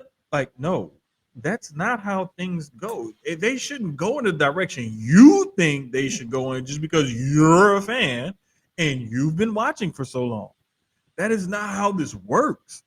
Like, they make booking decisions based on what they want to do. And see that right there, AEW is losing me. Like Sloan said, like, this is it just the booking is sometimes so disjointed and it's so start-stop with so many different people or storylines, or you see them heading in one direction, then they go into a different direction, and it's not necessarily better. This is why I say their women's division is strong, but their men's division needs help. Because when you look at Mercedes and you look at Toni Storm and Mariah May in the main event picture, you look at the mid-card, I see things there that I'm liking and I'm getting with. My only qualm about their whole women's division is, why the hell Athena ain't on AEW TV by now? She did say in an interview like 2 years ago is like she wants to be there in Ring of Honor. But at this point, bro, she's been the ROH champion for 800 days now. Yeah. Hello? What are we doing? At this point, I don't even. It's like I want to see Athena on AEW TV, but I've reached that point to where I just stop asking for it, because it's asking me to be disappointed. I was like, you know what, you do you, boo boo. I'll focus on me. See, my gripe is, whether it's men or women, I can't get over this Tony Khan picking and choosing his favorites that he feels like pushing and consistently giving TV time to, because the way you presented Deonna Purrazzo, he sound like a guy that we used to gripe about a while ago. Remember when he used to pick and choose who he wanted on his TV shows, and he was only entertaining a show of one? And you just had to you had the loyalists that say you just gotta accept it, even though it was dog shit. Pretty much. Yeah, bro. That's the only difference between that guy and this guy is that guy is a cesspest. This guy is not. He's just a socially awkward individual that has a lot of money. But he shows scamming like one, cause this Grand Slam situation, boy. Oh yeah, I saw that he was getting booed. Heated. I saw he was getting booed. Oh, yeah. And a lot of people was like, well, what's happening? What's happening? Why is he getting booed? And I was like, when I actually, because like, shout out to Solid Monster. He actually broke it down perfectly. He's like, the entire buildup, like, since the show was announced, has been a mess. Like at first it was supposed to be a stadium show. Then they realized they couldn't sell it in Brisbane of all places. So they had to downsize it to an arena show. And instead of giving it like a super pay-per-view-esque type of show, they basically just gave Collision and ROH. Right. Yeah, and pretty much. The thing is, what I heard or read or what have you was that the venue that they were looking at was more like a soccer or a rugby stadium, something, upwards of 40, 50,000. How many people y'all think y'all got in Australia? Look, there's a lot of people. And they don't have TV in Australia, though. That's what's so crazy. But the thing is they They could have sold out that venue or what have you, but when ticket sales were so poor initially, and they were looking at it like we need to pivot quickly because I don't think we're going to sell out this big ass stadium. They pivoted, but they also like scaled down, I guess, the importance of it or the marketing of it to make it feel like it was a big pay-per-view. And it just made it feel like it was like a special edition of Dynamite almost, or Collision or what have you. And it did not feel like an actual pay-per-view. And I think people were upset because they think that they were buying tickets to an AEW pay-per-view. And they basically got a souped up edition. What they did was, and if you're an old school wrestling fan, you'll remember this. NWA WCW. You would have WCW Saturday night and stuff like that or whatever. And then when you would have Clash of the Champions, that was like their pay-per-view, but it was on TBS and it would be like, 7:05, 6:05 start time or whatever on a special night. That's what this felt like. This felt like Clash of Champions. This was not Super Brawl or Starrcade. This was Clash of Champions. This was what this was for AEW. And I don't fault anybody for feeling upset about it. This was WCW Sin in 2001. Yeah. Ain't it funny? I was giving it Clash of Champions. You just came off the top rope like Macho Man. Like, nope. This was WCW. This was WCW Sin. That's what we're doing. Yes. Like we're gonna tell it. We're just gonna tell it like it is. Like I can't sugarcoat no more. Like it's some bullshit. Like it was WCW Sin. Like it was a show where it was over saturated, but still bullshit at the same time. It was a good show. Don't get me wrong. Yeah, in ring across the board is never the problem. The story that keeps me hooked and coming back is always my problem because it never makes sense. And the inconsistent booking of just certain people where you're like, yo, you see them, and then all of a sudden you're like, where did they go? Did they just die or something? Oh, they're going to be on ROH for a couple of weeks. It happens all the time. What? They're like, nigga, what? Like. Oh, you expect me to watch that?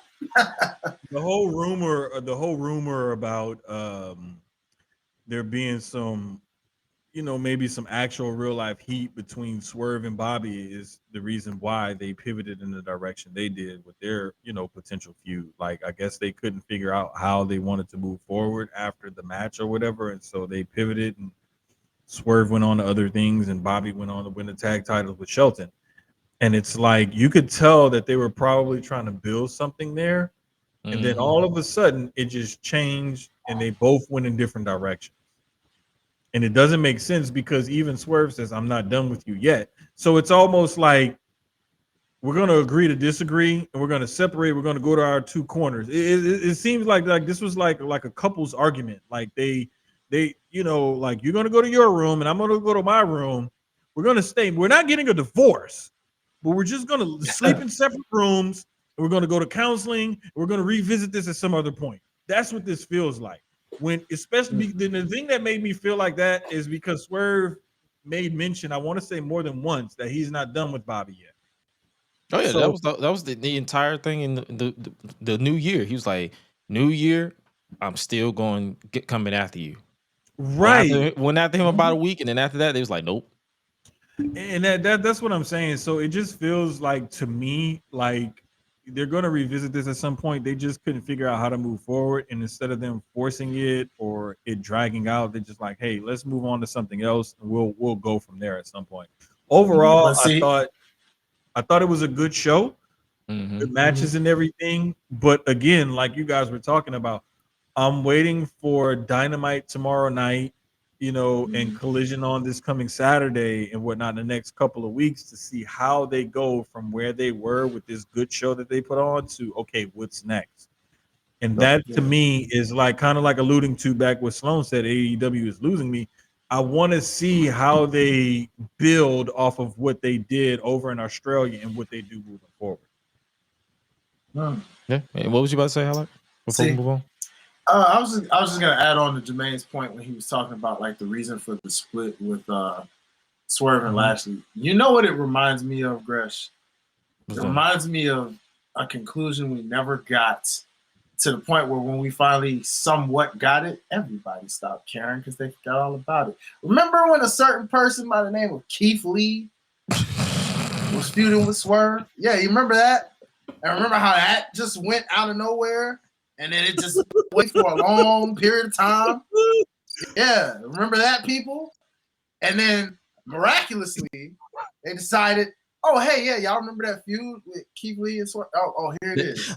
The thing with that one is, you remember that feud that never got a conclusion 4 months ago?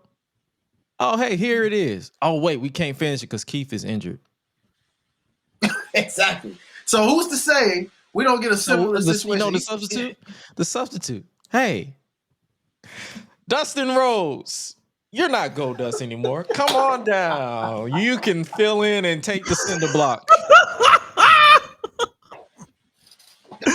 Hey, man. Exactly, and that's all I was going to say, because I just wanted to end it on that with this subject. I just had to bring that up when you said that, Jermaine, because that's all that came to mind the moment you said about them splitting this. I was like, it's basically this all over again. This is what it sounds like to me, because Swerve seems to move on. He cooks with somebody else like he's doing with Ricochet right now. And then it seems like Hangman seems to want to revisit something in a way where it's like a men's versus them fighting. So I don't know, bro. I'm like, you know what? I'm done with it. That one-off is a one-off as far as I'm concerned. Like, good show. I'm like you. Let's see what happens next. That's all I can say. And I saw, speaking of that good show, the show closed with the new 4-time AEW Women's World Champion Toni Storm. Timeless, if you will. Go ahead, Grace, because I saw the tweet. With the finish. With the roll-up, if you will. The roll-up of doom. Initially, I was like, wait, what the fuck? But after processing it, and after processing the current story that they was telling, it made sense. Because she was cosplaying as a rookie. So instead of going off of a familiar that Mariah was expecting, like, because she kicked out of Storm Zero, she kicked out of the constant hip attacks, which I'm like, ma'am, you are literally throwing your entire ass into this woman's face. Like, I'm surprised she ain't got a concussion off your thick hips. Just saying. But she won with the basic move, which was the roll up. And I'm not as mad as I was at first. And I'm glad you brought that up, because that was the thing that I think people were missing. And someone on Twitter, I wish I knew so I can give them their props, but they posted her with all of the small package victories, right?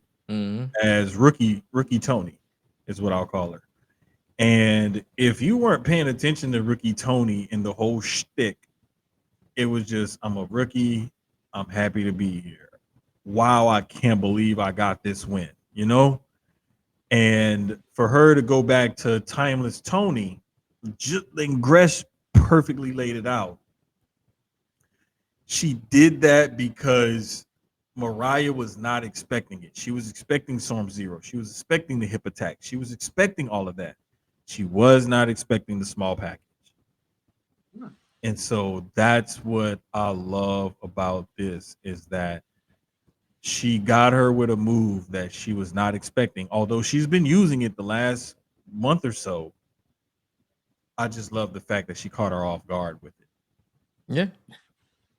Now, I think a lot of people were more so upset was because Tony Khan made it pretty clear that Mariah's reign was a placeholder from a story point of view. Because do you remember any of her matches since winning that title? Well, outside of the one match that she had with Thunder Rosa? I remember that one. She had a pretty nice match with Willow. And Willow. But as far as like stuff to sink your teeth in. Some of the other people. I guess you could say the angle that they tried to rerun with Mina Shirakawa. I mean, how they tried to like recreate what she saw coming. And I mean, in a way, it kind of it kind of ties into this in a way if you think about it, Yeah. because of like how Toni Storm came back into the fray later on. I guess you could kind of say the Mina Shirakawa stuff kind of So was like a so now that placeholder. Mariah is no longer the women's champion, do you feel like she got a solid reign, or he should have done more with her? I think they could have done more with her. But I want to say, just like you guys said, if her reign was to be a placeholder or what have you, that's one thing. But you also have to remember, after she did what she did to get the title shot and then win the title, you still need to do some character building in order to make her formidable. And I just think that the only thing they did to make her more formidable was way too many exhibition squash match type of things. They didn't allow her to have a whole feud or feuds with people that would have built her as a credible enough champion. Outside of a match here with Thunder Rosa and a match there with Willow, like you had two solid matches your whole reign. Nothing else built you into this credible champion. So it almost was like another term, Gresh, like you talked about certain terms that wrestling fans used to say were transitional champion. Mm-hmm. She was basically, I won't even say a transitional champion, because you didn't go from one champion to a different one and handing the belt off to someone else that you didn't want to see those two people interact. You were a placeholder legitimately, because this was for all about Toni Storm adding another layer to her character. Yeah. And it didn't have anything to do with making sure Mariah May looked credible. Like, she still looks credible somewhat, but what did you do to really build her into a worthy enough opponent? Now that Toni Storm won with this small package, it's almost like you got to run it back. Yeah, you got to run it back, and it's like, after that, where do you go? Exactly. Like, do you have Mariah fall back and then rebuild herself? Do you basically make Toni hold the title for 2 weeks and then give it back to Mariah, and then what? Right. Because I even saw someone say, "Hey, she wins the rubber match at Revolution." You mean Revolution? Like, that's in like 2 weeks, bro. And this is where AEW is starting to lose people, because if they don't make the right decisions and pivots in these situations, it just looks like they're just throwing stuff up at the wall, seeing what sticks. And that's not a good way to run a company. You have to have a plan and lay things out. And you have to have a backup to the backup to the back in case that plan does not work out. And it just seems like they sort of have a plan, a concept of a plan. And then when that concept of that plan does not pan out, it's like, oh shit, what do we do now? Like, and I hate that for them, because I really want to enjoy the company more than just some cool matches and cool spots and cool moves. I want to enjoy storylines and progression and character building, and they're just not giving that to us consistently enough. Nope. I agree with everything you just said. Like, I hopefully as this fourth reign starts, hopefully Dynamite, they clarify where they want to go with this, and they just give us something to sink our teeth in. Like, hopefully, if they do run it back at Revolution, make it worth our while to actually see this conclude. Otherwise, I feel like Mariah May got the short end of the stick. And that's unfortunate. Like, it's not the end of the world, but it is unfortunate. Yeah, it sucks. But I mean, like we said, there's only so much you can do. And there's only so many spots, for everybody to have, especially at the top of the card. So there's not much that, like, do we give Mariah May this 6, 8, 9 month title reign? Well, what do we do with Toni? And if we're doing this with these two, well, what do we do with Thunder? What do we do with Willow? Who are we putting with Mercedes and different? Like, there's a lot to consider, and I think a lot of the times people are way too hard on bookers and what they do and how they balance things and whatnot, because they have so many different factors to consider, and there's only so many matches, so much TV time, so many spots at the top. Mm-hmm. And with AEW barely being 6-7 years old or whatever, like, it's gonna take them some time to find their groove and find their way and find out, hey, this is what works for us. not only right now in the moment, but in the long term. And I think right now, if people just give them a chance, stall them out, and let them figure it out, they'll be okay. But it's the expectation of the way they were presented as the second largest, they're a quote unquote competition for WWE. I think that kind of set the table of expectations way off for some people. And they expected way too much, way too soon out of AEW, and forget they haven't even been around 10 full years yet. Nope. They're like on their 6th year, I believe. Yeah, so we got to give them some grace. You can't just expect them to be this fully operational billion-dollar machine like WWE is, because they've been around for forever. They have a corporate structure. They have all of this stuff in place. Everything's already built in. They just have to keep the train going and don't screw it up. Whereas AEW is still trying to build the tracks. Like there's a total different thing that they're running on right now than what WWE is running on. So you can't compare them. I wouldn't even say you can compare them to TNA either, because TNA has been around for 20, 30 years or so. So it's like you can't compare these two companies apples to apples, because they haven't been around as long and they're still trying to find themselves and get things done. Oh, Ricky Saints.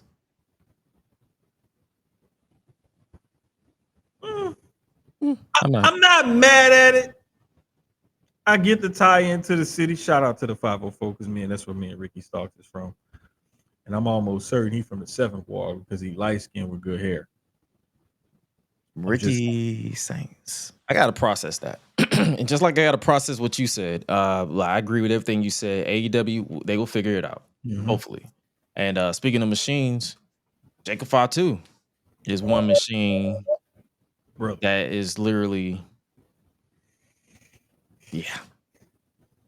Hey man, I'll put it to you like this. I have a good homeboy, Dr. Dre on 290 on Twitter.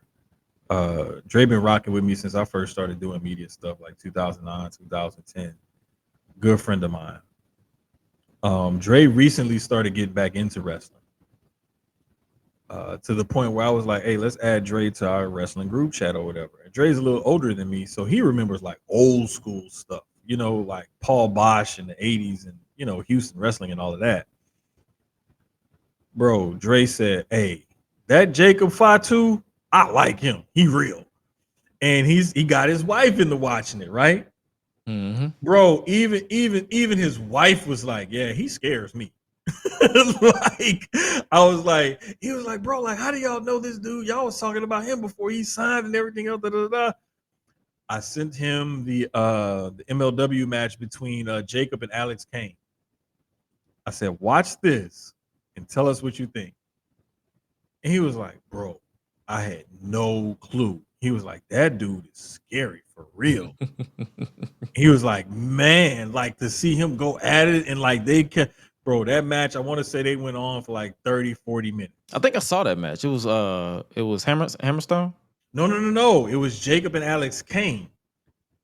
I didn't I definitely saw that one. I definitely saw that one. I saw the Hammerstone one too. A lot of people was praising that one. Yeah, bro. So, I sent him the Kane match first, and I'm gonna send him the Hammerstone match next. Yeah. After he saw the Kane match, he was like, bruh, this dude, oh yeah, wait till you see this one. And they're different types of wrestlers, because Alex is more technical with some power, whereas Hammerstone is just straight power, big meaty men slapping meat type of match.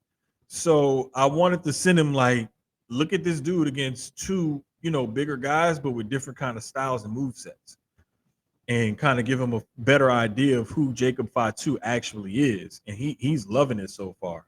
And I love when I can introduce a friend that's either just getting into it or getting back into it to something like this, and kind of give them a little bit of background on somebody. And Jacob Fatu is one of those people where he jumps off the screen at you whenever he's on the screen, and you instantly are gravitating towards him and you want to know more about him. And that's where I'm at with some of my friends who are either casuals, getting back into it, or starting to get into it. This guy pulls people in immediately. Yeah, like he just look at you. My man got gold teeth. My man is out here bringing West Coast slang to mainstream TV. This man has been cooking. Yada, I mean, like, Bruh. When you wear black forces with white laces or red laces, that's a different type of energy right there. And because when you change the laces on your black forces, that lets me know this is not just a fashion statement. This is a lifestyle choice. And anytime black forces are a lifestyle choice for somebody, that's somebody you need to be careful with. Yada, I mean. Yeah. Yeah. 100. You Hey, know?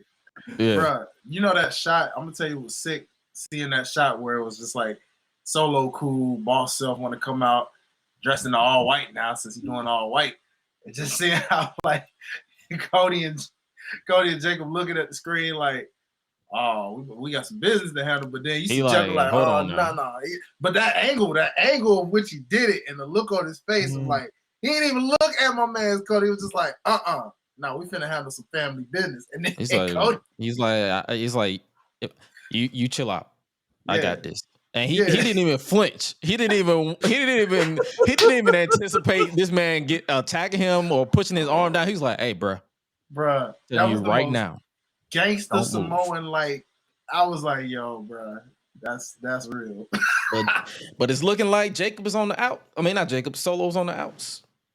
Bro, I'm glad y'all pointed all of that out because it's the little things like that that people don't oftentimes pay attention to. The hand motion, the phasing out of Solo. And the phasing out of Solo actually started when Solo wasn't even there. It was because when Jacob said, yeah, we unchaining off the leash now. Like when he came out, and I want to say that was one of his first promos being on TV after Solo went away, and he was just like, "Nah, we here now. Y'all get all of this." Yeah, and like to see them kind of call back to that with this little, tension between the two of them, and Tama, towards the end of that very segment right there, where he basically was like, "I'm going after my man's. I'm gonna leave you right here to sit with your thoughts."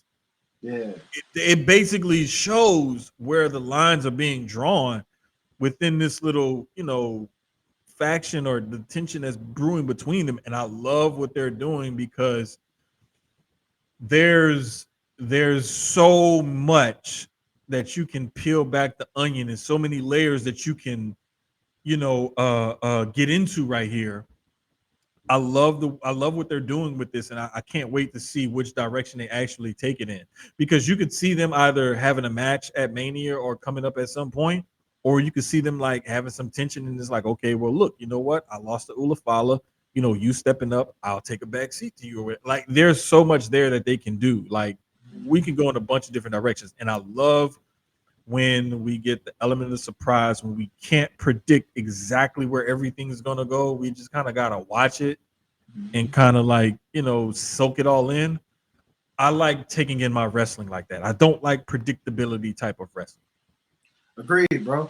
I'm hoping that if this does lead to a feud between these two, which I'm assuming obviously Solo, unfortunately, will have to take another L in this situation, more than likely because of how Jacob's getting the rocket, it seems. I hope that it transforms Solo again in another format, like a mixture and a blend, because he's coming to his own in this persona. But I love that Street Fighter persona that he had, and I'm hoping like this creates like a loner version. Yeah, like exactly. Island on his own type, and he's kind of like a mixture of like his own tribal chief of himself, but he's a street fighter at the same time, willing to go at anybody.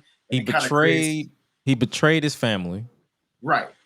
And his new family don't like losers, right? So he's on this mission of, I have to prove myself, and what better way to prove myself than by being an island of my own, locking the heck in, and regaining that respect. Facts. They can go it's so many ways they can go with Solo. Now, how do we get there? Because I actually sat and thought about this. What if Solo inadvertently costs Jacob the Elimination Chamber?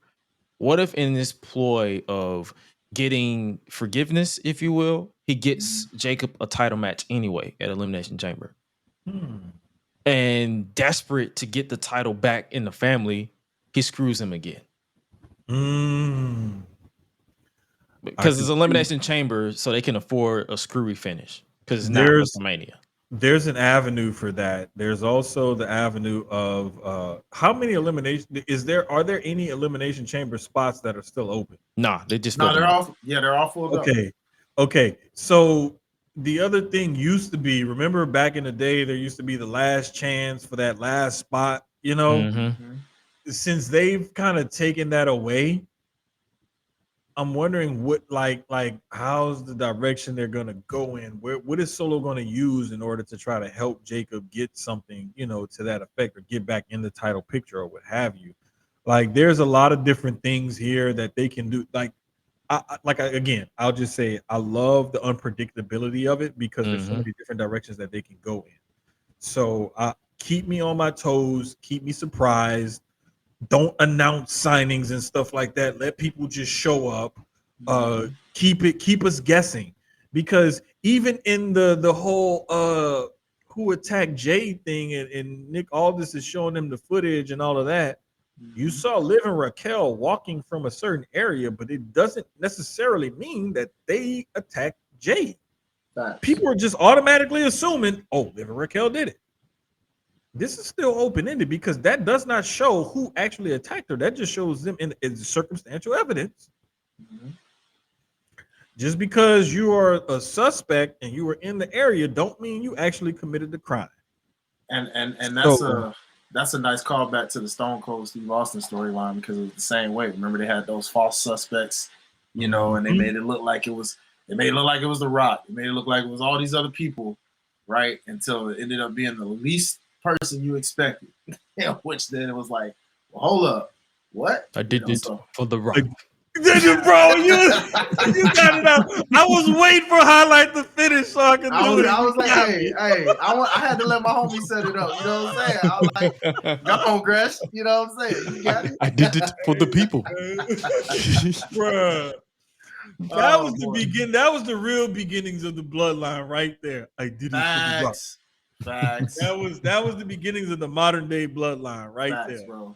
Facts. Oh man. So yeah, Jacob. Yeah, he is. Oof. Solo was on the outs since Jacob debuted, and it's like now that they gave him the mic, whenever Solo speaks, he does not command attention. Bro, the thing is, Solo was built up in order to be Roman's new right-hand man when Jay was on the outs. And they've done a great job building Solo up into this believable character. And because they've built him up to that status, they can now use his status that they've built up over this year's time since last year's WrestleMania to now, let's give Jacob the rub off of that status by he's already real, he's already believable, he's already this scary dude. Now let's use Solo like, former tribal chief, former title contender and whatnot. Nah, like, you messed up. I'm about to step up and I'm gonna get this title back in the family because you dropped the ball. It's and this is calling back again to building up Ricky Starks and why is Jordynne Grace going through NXT, or they have Athena down there in ROH. Well, Ricky Saints now. Oh my God dang it! Thank you, Grace. Ricky Saints. I'm already like, oh, they changed this man's name. If Mama named him Starks, I'm gonna call him Starks. Ricky Saints. Wow. Homage to New Orleans. Shout out. Okay. All right. Home field advantage next year for Mania. I don't hate it. No, like, I'm just saying, bro. Like, sometimes you build people up, and not necessarily to call them a stepping stone or what have you for the next person. But you need people to build up other stars. And in order to have that person build up another star, you have to make them a star on some sort of level. And somebody in the comments was saying that Finn Balor is buried 6 feet deep or whatever earlier. That's not necessarily the case. Everybody has a role and a position that they play on a roster. And right now, Finn Balor is at the age and the status in which he's a guy that you can use to give other people credibility. But he's at this phase of his career where he does not need a main event run. Solo and Jacob, they're at the phase of their career where they're having a run up on the top, near the top of the card and whatnot. But those guys are still young enough to where they still have a lot of time left, God willing. You just have to tweak things and things have to move in different pieces together. But I love the way that they're bringing all of this together and they're using one to play off the other and build up the other. This is going to work out. We just have to let it play out. And this is part of the storytelling that I think AEW needs to infuse into their lineup with their men's roster, because the women's roster is cooking. The men's roster needs stuff like this. And I think that they have the talent there to tell these kind of stories. They just aren't putting it together. Yeah. Absolutely. And stories and talents, Charlotte Flair made her pick. She's going after Tiffany Stratton. So nonchalant. It was as if we did, going back to what Jermaine said about predictability. I mean, this is one of those that wasn't the case. Like that and Jay, it was obvious. So we have 2 matches now confirmed for WrestleMania. Jay Gunther, Charlotte Tiffany, Battle of the Blondes, Battle of the Samoan versus the Austrian. So that's a lot. There is one thing though. 1 second, Jermaine. I will say this. No, go ahead. There is one thing that puzzled me just a tad, where I was like, where the heck are we going with this exactly? Trish Stratus saving Tiffany in this situation was very interesting. You think so? You don't think they're going to try? Well, they said you're right, because it's Toronto. It's Toronto. They literally said, she's like, yeah, let's team up. It's going to be Trishy time and Tiffy time. Like, the whole segment was just cringe to me. But it was entertaining to somebody. I tried to look for that segment. I couldn't find it, so that's why that explains it. Because I saw it's Trishy time and Tiffy time. I'm like, okay, bro. You got it. So maybe no Mania plans for Trish. Nah, that's definitely just for Toronto. Trish, give her that hometown match just to get it out the way. I mean, they could do something with her at WrestleMania. She's a legend. She's a Hall of Famer, so it's going to happen. But as far as like match wise, Toronto, get it out the way. Her and Tiffany versus Candice and Nia, just to wrap that little feud up, and then move Tiffany on to Charlotte at WrestleMania. So okay, yeah, that makes sense. Yeah, I'm really like, the predictability thing kind of bothers me sometimes, simply because I get tired of it, and we have so much time between now and Mania. It's like the story with Jay and Gunther was already there. You could have strung this along a little bit longer in order to, like, give it some time, build Jay a little bit more, and have Gunther do something else. You could have done the same thing with Charlotte and Tiffany. Except the only difference is with Charlotte and Tiffany, we as hardcore fans, we see the similarities and we can see why they would have a story together. But this allows them time to build that into something. And why did Charlotte pick her? What is the reasoning behind it? So on and so forth. Whereas with Jay and Gunther, it's already there. It's built in. They've wrestled a couple of times and Gunther's kicked his ass. And we already know what the story is. We don't need another 8 weeks or whatever to tell this story.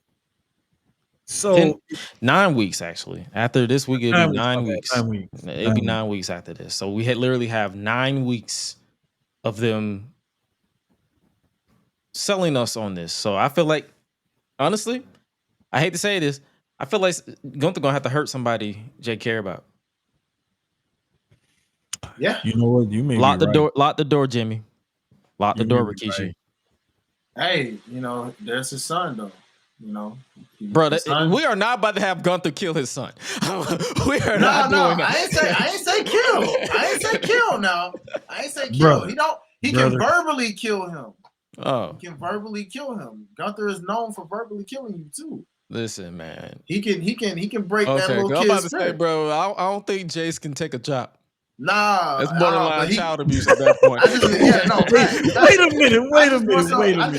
Nah. I just meant a verbal killing, like basically big target the family. Big E style, straight Big E style with the New Day. He had me scared. I'm not saying, bro, you won't go through this. Like, Nah. I was already damaged. Because think about it, bro. The worst thing is childhood trauma, bro, and mentally, Imagine, like, you looking up to your dad.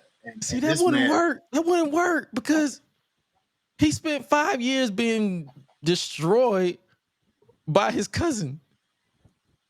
So he's seen his daddy abused before for 5 years. He's like, anything you say don't mean nothing to me because Uncle Uwa done destroyed my daddy repeatedly. That's true. That's true. That's true. But nah, like I'm saying, like for us to be really like, I ain't gonna lie to you, the announcement as well as this brawl that they had on Raw, loved it. Mm-hmm. Like I moved, but long term, I'm need them to figure something out. Mm-hmm. For sure. Yeah, I want them to do a lot better than what they're doing right now. They got to find different ways to tell this story. And one of the things that I thought about what they could do, and this has a couple different benefits and meanings to it. They could have something where Gunther injures Jay heading into Mania, and Jay's kind of, is Jay going to make it? Is he going to be healthy? That whole thing, and play into that and have him really overcome the odds for two reasons. Okay. Jay's been going hard for like the last 4 or 5 years, and especially in this current iteration as main event Jay Uso, the Yeet movement and all of that, like he's really been everywhere. Giving him a little time off during Mania season to help sell the feud and sell a storyline injury would benefit him in a couple of different ways, because it would build this feud and make this match mean a little bit more because he's overcoming a certain kind of odds or another obstacle in this path to winning this title and validating himself. But it also gives him a little vacation. It don't have to be much. It could just be a couple of weeks off of TV and off the road. Stash him, let him go home, hang out with the wife and kids, and just kind of get away, rest, relax, and recharge. You know what I'm saying? And I just think that that'll be a good idea, because that'll help him, in the long term and in the short term. Because like we all think he's probably going to win that title at Mania and get that big Mania moment and that pop and everything. And then from there, he's going to be going, because then you got the post-Mania stuff.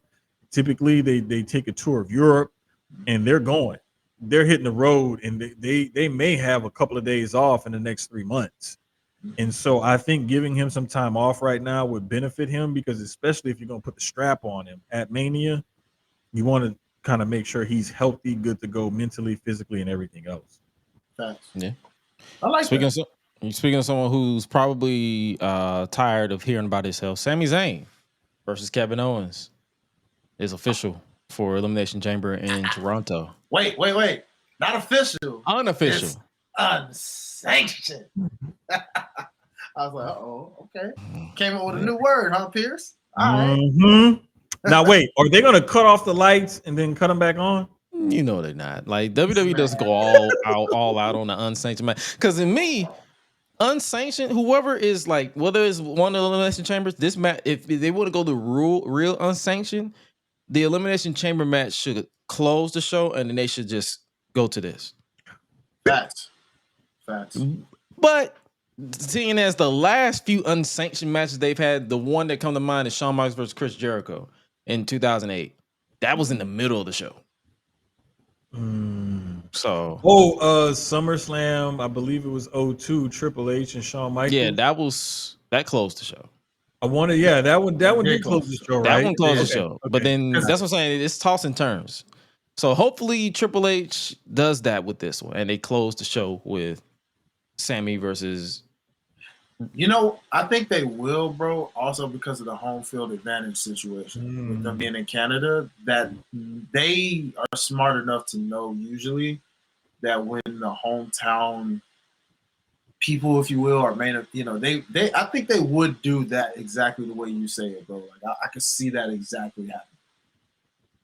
Okay. Yeah, I would love that idea, bro. Like you were basically thinking the same thing I was thinking. Close the show with that match, give the crowd the pop and the go home, the feel good story and all of that, and you could still build off of that match going Mhm. into Mania and possibly run it back at Mania or have that match mean something for Mania or something like that. Like there's a lot again, keeping the book open and writing everything in pencil is a lot better than closing the book, making it predictable. This is where we're going, this is what we're doing. Like most people wanted this match at Mania and were upset that they're getting it at Elimination Chamber. But you gotta understand the business decision. You're gonna have two Canadians in Canada. Come on, bro. Like normally, this pay-per-view is normally featured around the Elimination Chamber matches, and that's what everybody focuses in on. Everything else is secondary. It's like they complain about they complain about it being a B show, but then when WWE turns it into somewhat of a B plus or an A minus, they still complain. So it's like, thank you. Shut up. That's basically what I was getting at because they're giving us a little something extra on top of everything else. Yeah, like shut the hell up and enjoy it. Facts, bro. Can't win for losing, bro. What did the final boss say? Shut the hell up and enjoy the ride that the Rock is taking you on. God damn. Which led to absolutely nothing. Off is the direction you can fuck. Bro, that's still hilarious. Bro, I love it. Love it. But yeah, I'm cool with this happening in Elimination Chamber. Like I said the last week on both shows, they can either go 100%, knock this out, run it back at WrestleMania, or they can use this as a catalyst to bring back Randy Orton to set up a Mania match because it's going to literally be Randy Orton versus KO because he still has a debt to collect. That is true. I forgot all about that. We did too. It's okay. It's a situation. The only thing about it is if the Randy Orton factor does take place, that leaves Sammy to be a little, left out in a way. Unless, kind of like what JD says, unless that somehow pours in Karrion Kross into this because of how he's been, he's been mentioning Sammy a lot lately. And so maybe if that is the case and we get Randy Orton popping out, then maybe that steers the direction of Sammy into Karrion Kross and he gets in his ear and then they just battle it out to try to bring a darker side of Sammy out maybe or something. Who knows? Yeah. There's some things that I think that, and I've been peeping the whole Karrion Sammy interactions and whatnot. I've enjoyed it. You guys have laid this out perfectly for like some of my conspiracy theories as far as where they could go in that direction. The KO Randy thing at Mania fits beautifully. The whole Karrion with Sammy thing, Sammy's very impressionable over his career. And he's been backstabbed by KO multiple times. He got under the influence of the bloodline looking for some sort of acceptance. And you can basically write that same story with Karrion Kross calling into question all of the decisions and things that you've been doing. Look where it's gotten you. Look where it's led you. Like, I'm trying to help you. I'm trying to help you. And then they can build off of that, either bringing Sammy under his wing or trying to put Sammy under his spell and Sammy is resisting it. Like, there's so many different things that they can do with that. There's some entertaining stuff there. I just hope that it fleshes out to the point where we're all satisfied with it. And even if we're not all satisfied with it, just send the people who are the ones that are paying, that are coming to see the show, send them home happy. Because those are the people that are putting their dollars where their mouth is. And like, they're actually going to the shows and buying the merch and things like that. And you want to send them home happy more than anybody else. Absolutely. Yeah. Absolutely. Speaking of fans going happy, if you're a Georgia boy, you was happy because we got two Georgia boys possibly feuding over the Intercontinental Championship. You got Braun Breaker and AJ Styles crossing paths officially. After AJ Styles sidestepped a spear and Dom ate all of that. Poor Dom. Yeah. Hey man, I love this for Braun because over the years in pro wrestling, always enjoyed the young lion going up against the old grizzled vet. And it kind of tests that young lion and see where he's at. And AJ Styles is the perfect measuring stick for a guy like a Braun Breaker, because you have one of the better wrestlers of this generation that you're about to go into a program with. And he's not just good in the ring. AJ is really good on the mic as well. This is time for Braun should have get off the pot. This is his should have get off the pot feud. And you gotta bring it when you in the ring and on the mic with a guy like an AJ Styles. And he's kind of morphed, and I don't want people to get me in the wrong idea when I say this, but he's kind of in that John Cena role now, where he's the older guy on the back end of his career, could call it quits at any point in time now. He's basically there as a measuring stick to put guys over and see what they have. Yeah.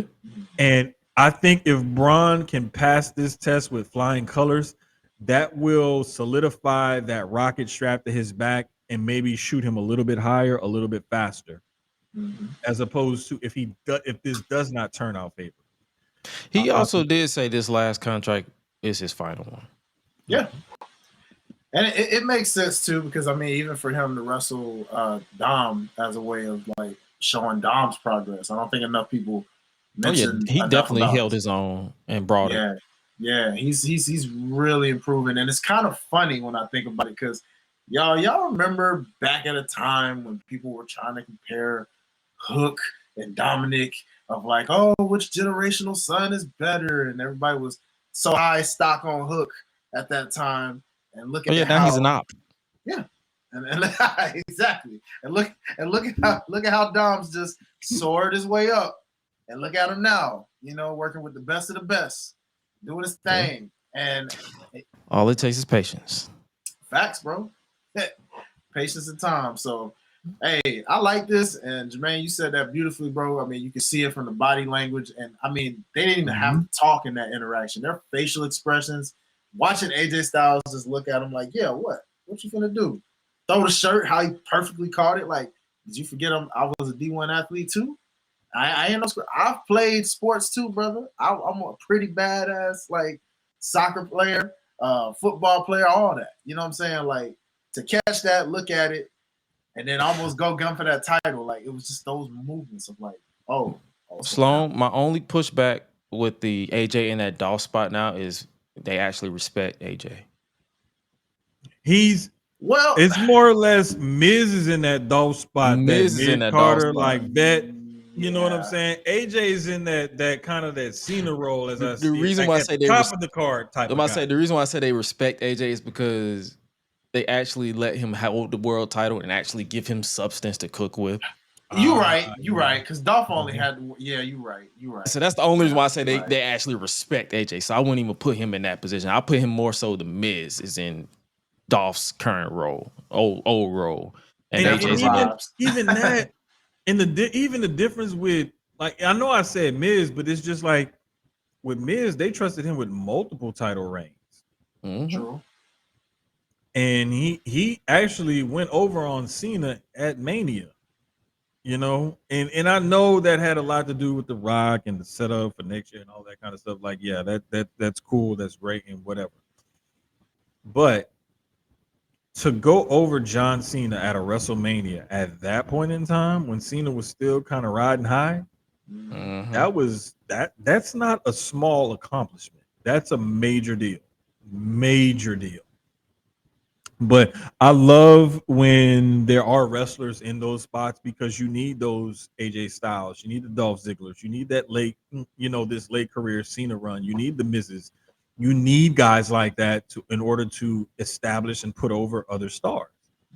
And there's no way you can make stars without having them beat other stars.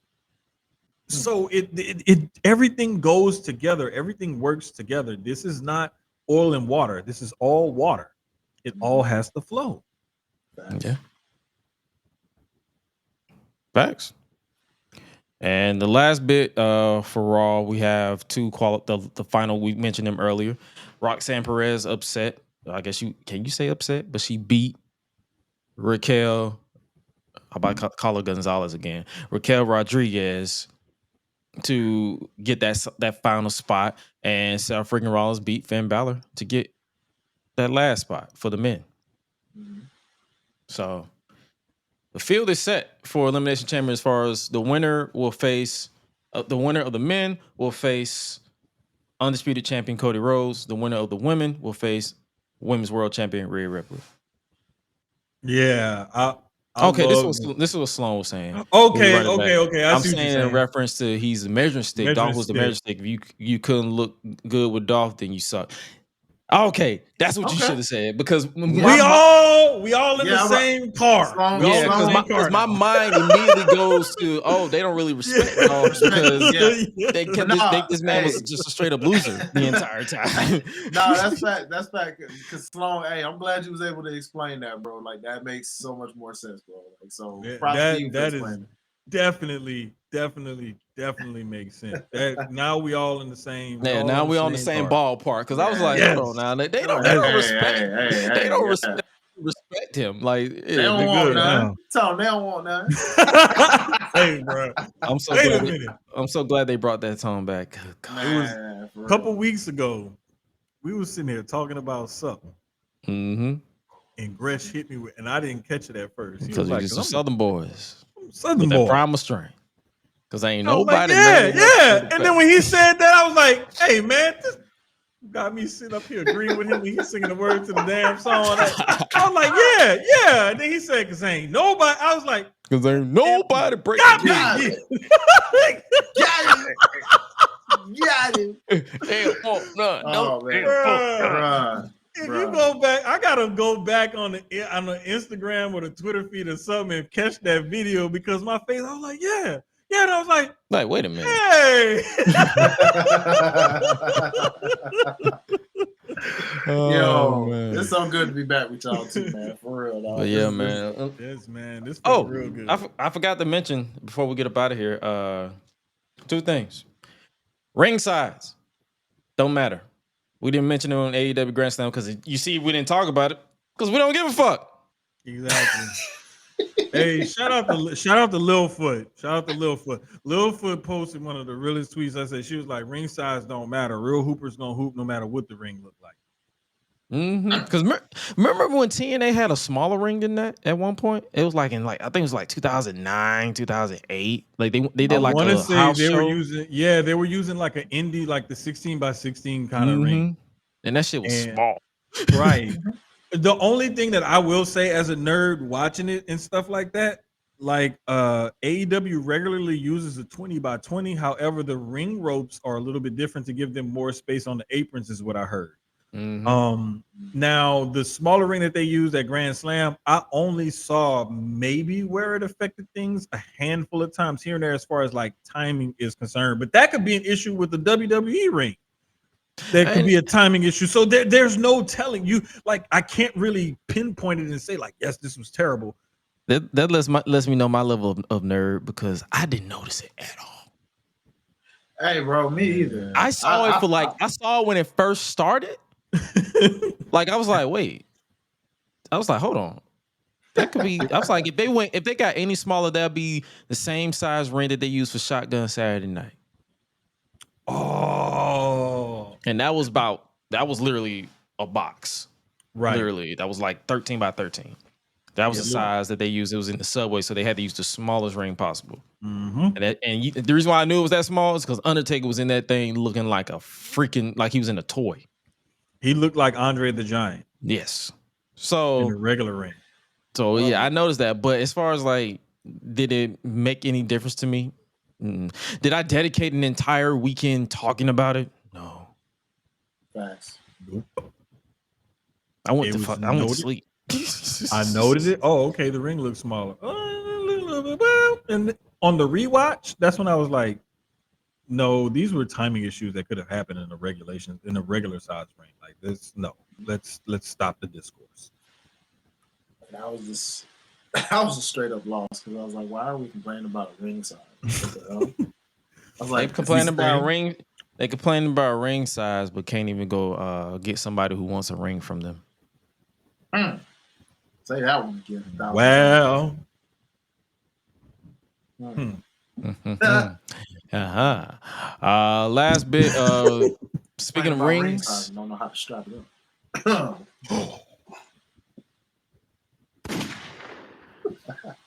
Yikes. You know. Continue, Crash. Now, I just had one more note. Road Dogg is apparently the co-lead creative of SmackDown again.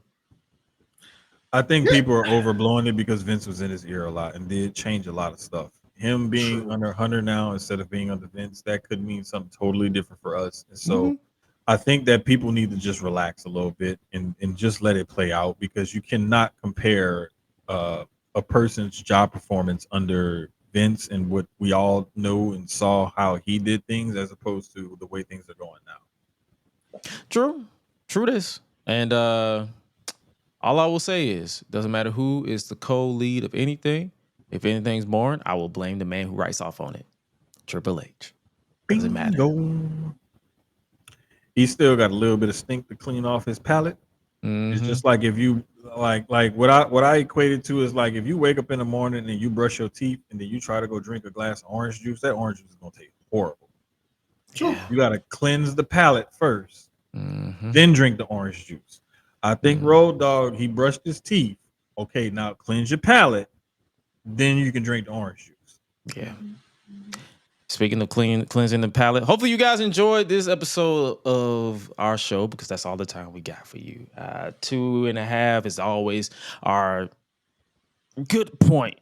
So you already know what the deal is. Hopefully you guys enjoyed the talking points. If you want to hear more talking points from the crew, yours truly, check us out, Public Enemies Podcast, every Thursday, 7:20 Eastern Standard Time. If you haven't already, make sure you guys scan that QR code to subscribe to the show, to download everything that is going on, so you can listen to the podcast back. And if you are listening over in Spotify, Apple Podcasts, where we appreciate you guys for keeping us in your ear to entertain you every week. Real quick, what y'all got going on? Let's start with you, Highlight. What you got going on coming up? Special announcement. Life's a Botch is back from its hiatus, and the premiere episode will be debuting this week. So we're back on our interview format with this thing, man. Just your boy sitting down with local independent wrestlers, and you never know, might throw in some legends and stuff like that from time to time too. We're gonna make some things shake, but mostly, if nothing else, you're gonna always catch a boy sitting down with local independent wrestlers. So first up is my boy Shoot Taylor, right here in Atlanta, man. We talk about his return to the ring. He was on hiatus for a bit, and then we talk about his really dope vignette that he did with the legend Teddy Long, and how that was in that process of shooting that, and what it means, because he's got a really good friendship with him. And so, yeah, man, we back, and I've been waiting to bring this back for y'all, man. So make sure you keep it locked. All things Life's a Bot Show, or just follow us on OTS Media Co. Shout out to our boy DJ, and we'll have those clips posted up shortly. So y'all stay tuned, keep it locked. As for me, as Highlight Reel, I just dropped a new single last Friday for Valentine's Day. So anybody that's into that love season a little bit, if you got a significant other, you want to add some stuff to your love playlist, go check out New Chapter by your boy. And we got a couple more love tracks coming out. I'm in that love bag for a minute before we drop some summertime heat, if you will, for the turn up season. But in the meantime, that's all, man. Just follow your boy right there. You see it on it. Highlight Life. And always appreciate being with the crew. Appreciate y'all, man. Jermaine, what you got? Make sure y'all stay tuned in and locked in here on Aggression Unleashed, and you can catch me tomorrow night on Susio Sports. That'll be 8:30 Central Time, 9:30 Eastern Time. I ain't got no guests or nothing like that tomorrow. We're just gonna rock it how we rock it. But yeah, you can see it right there at the bottom. Yeah. Follow us, like, subscribe.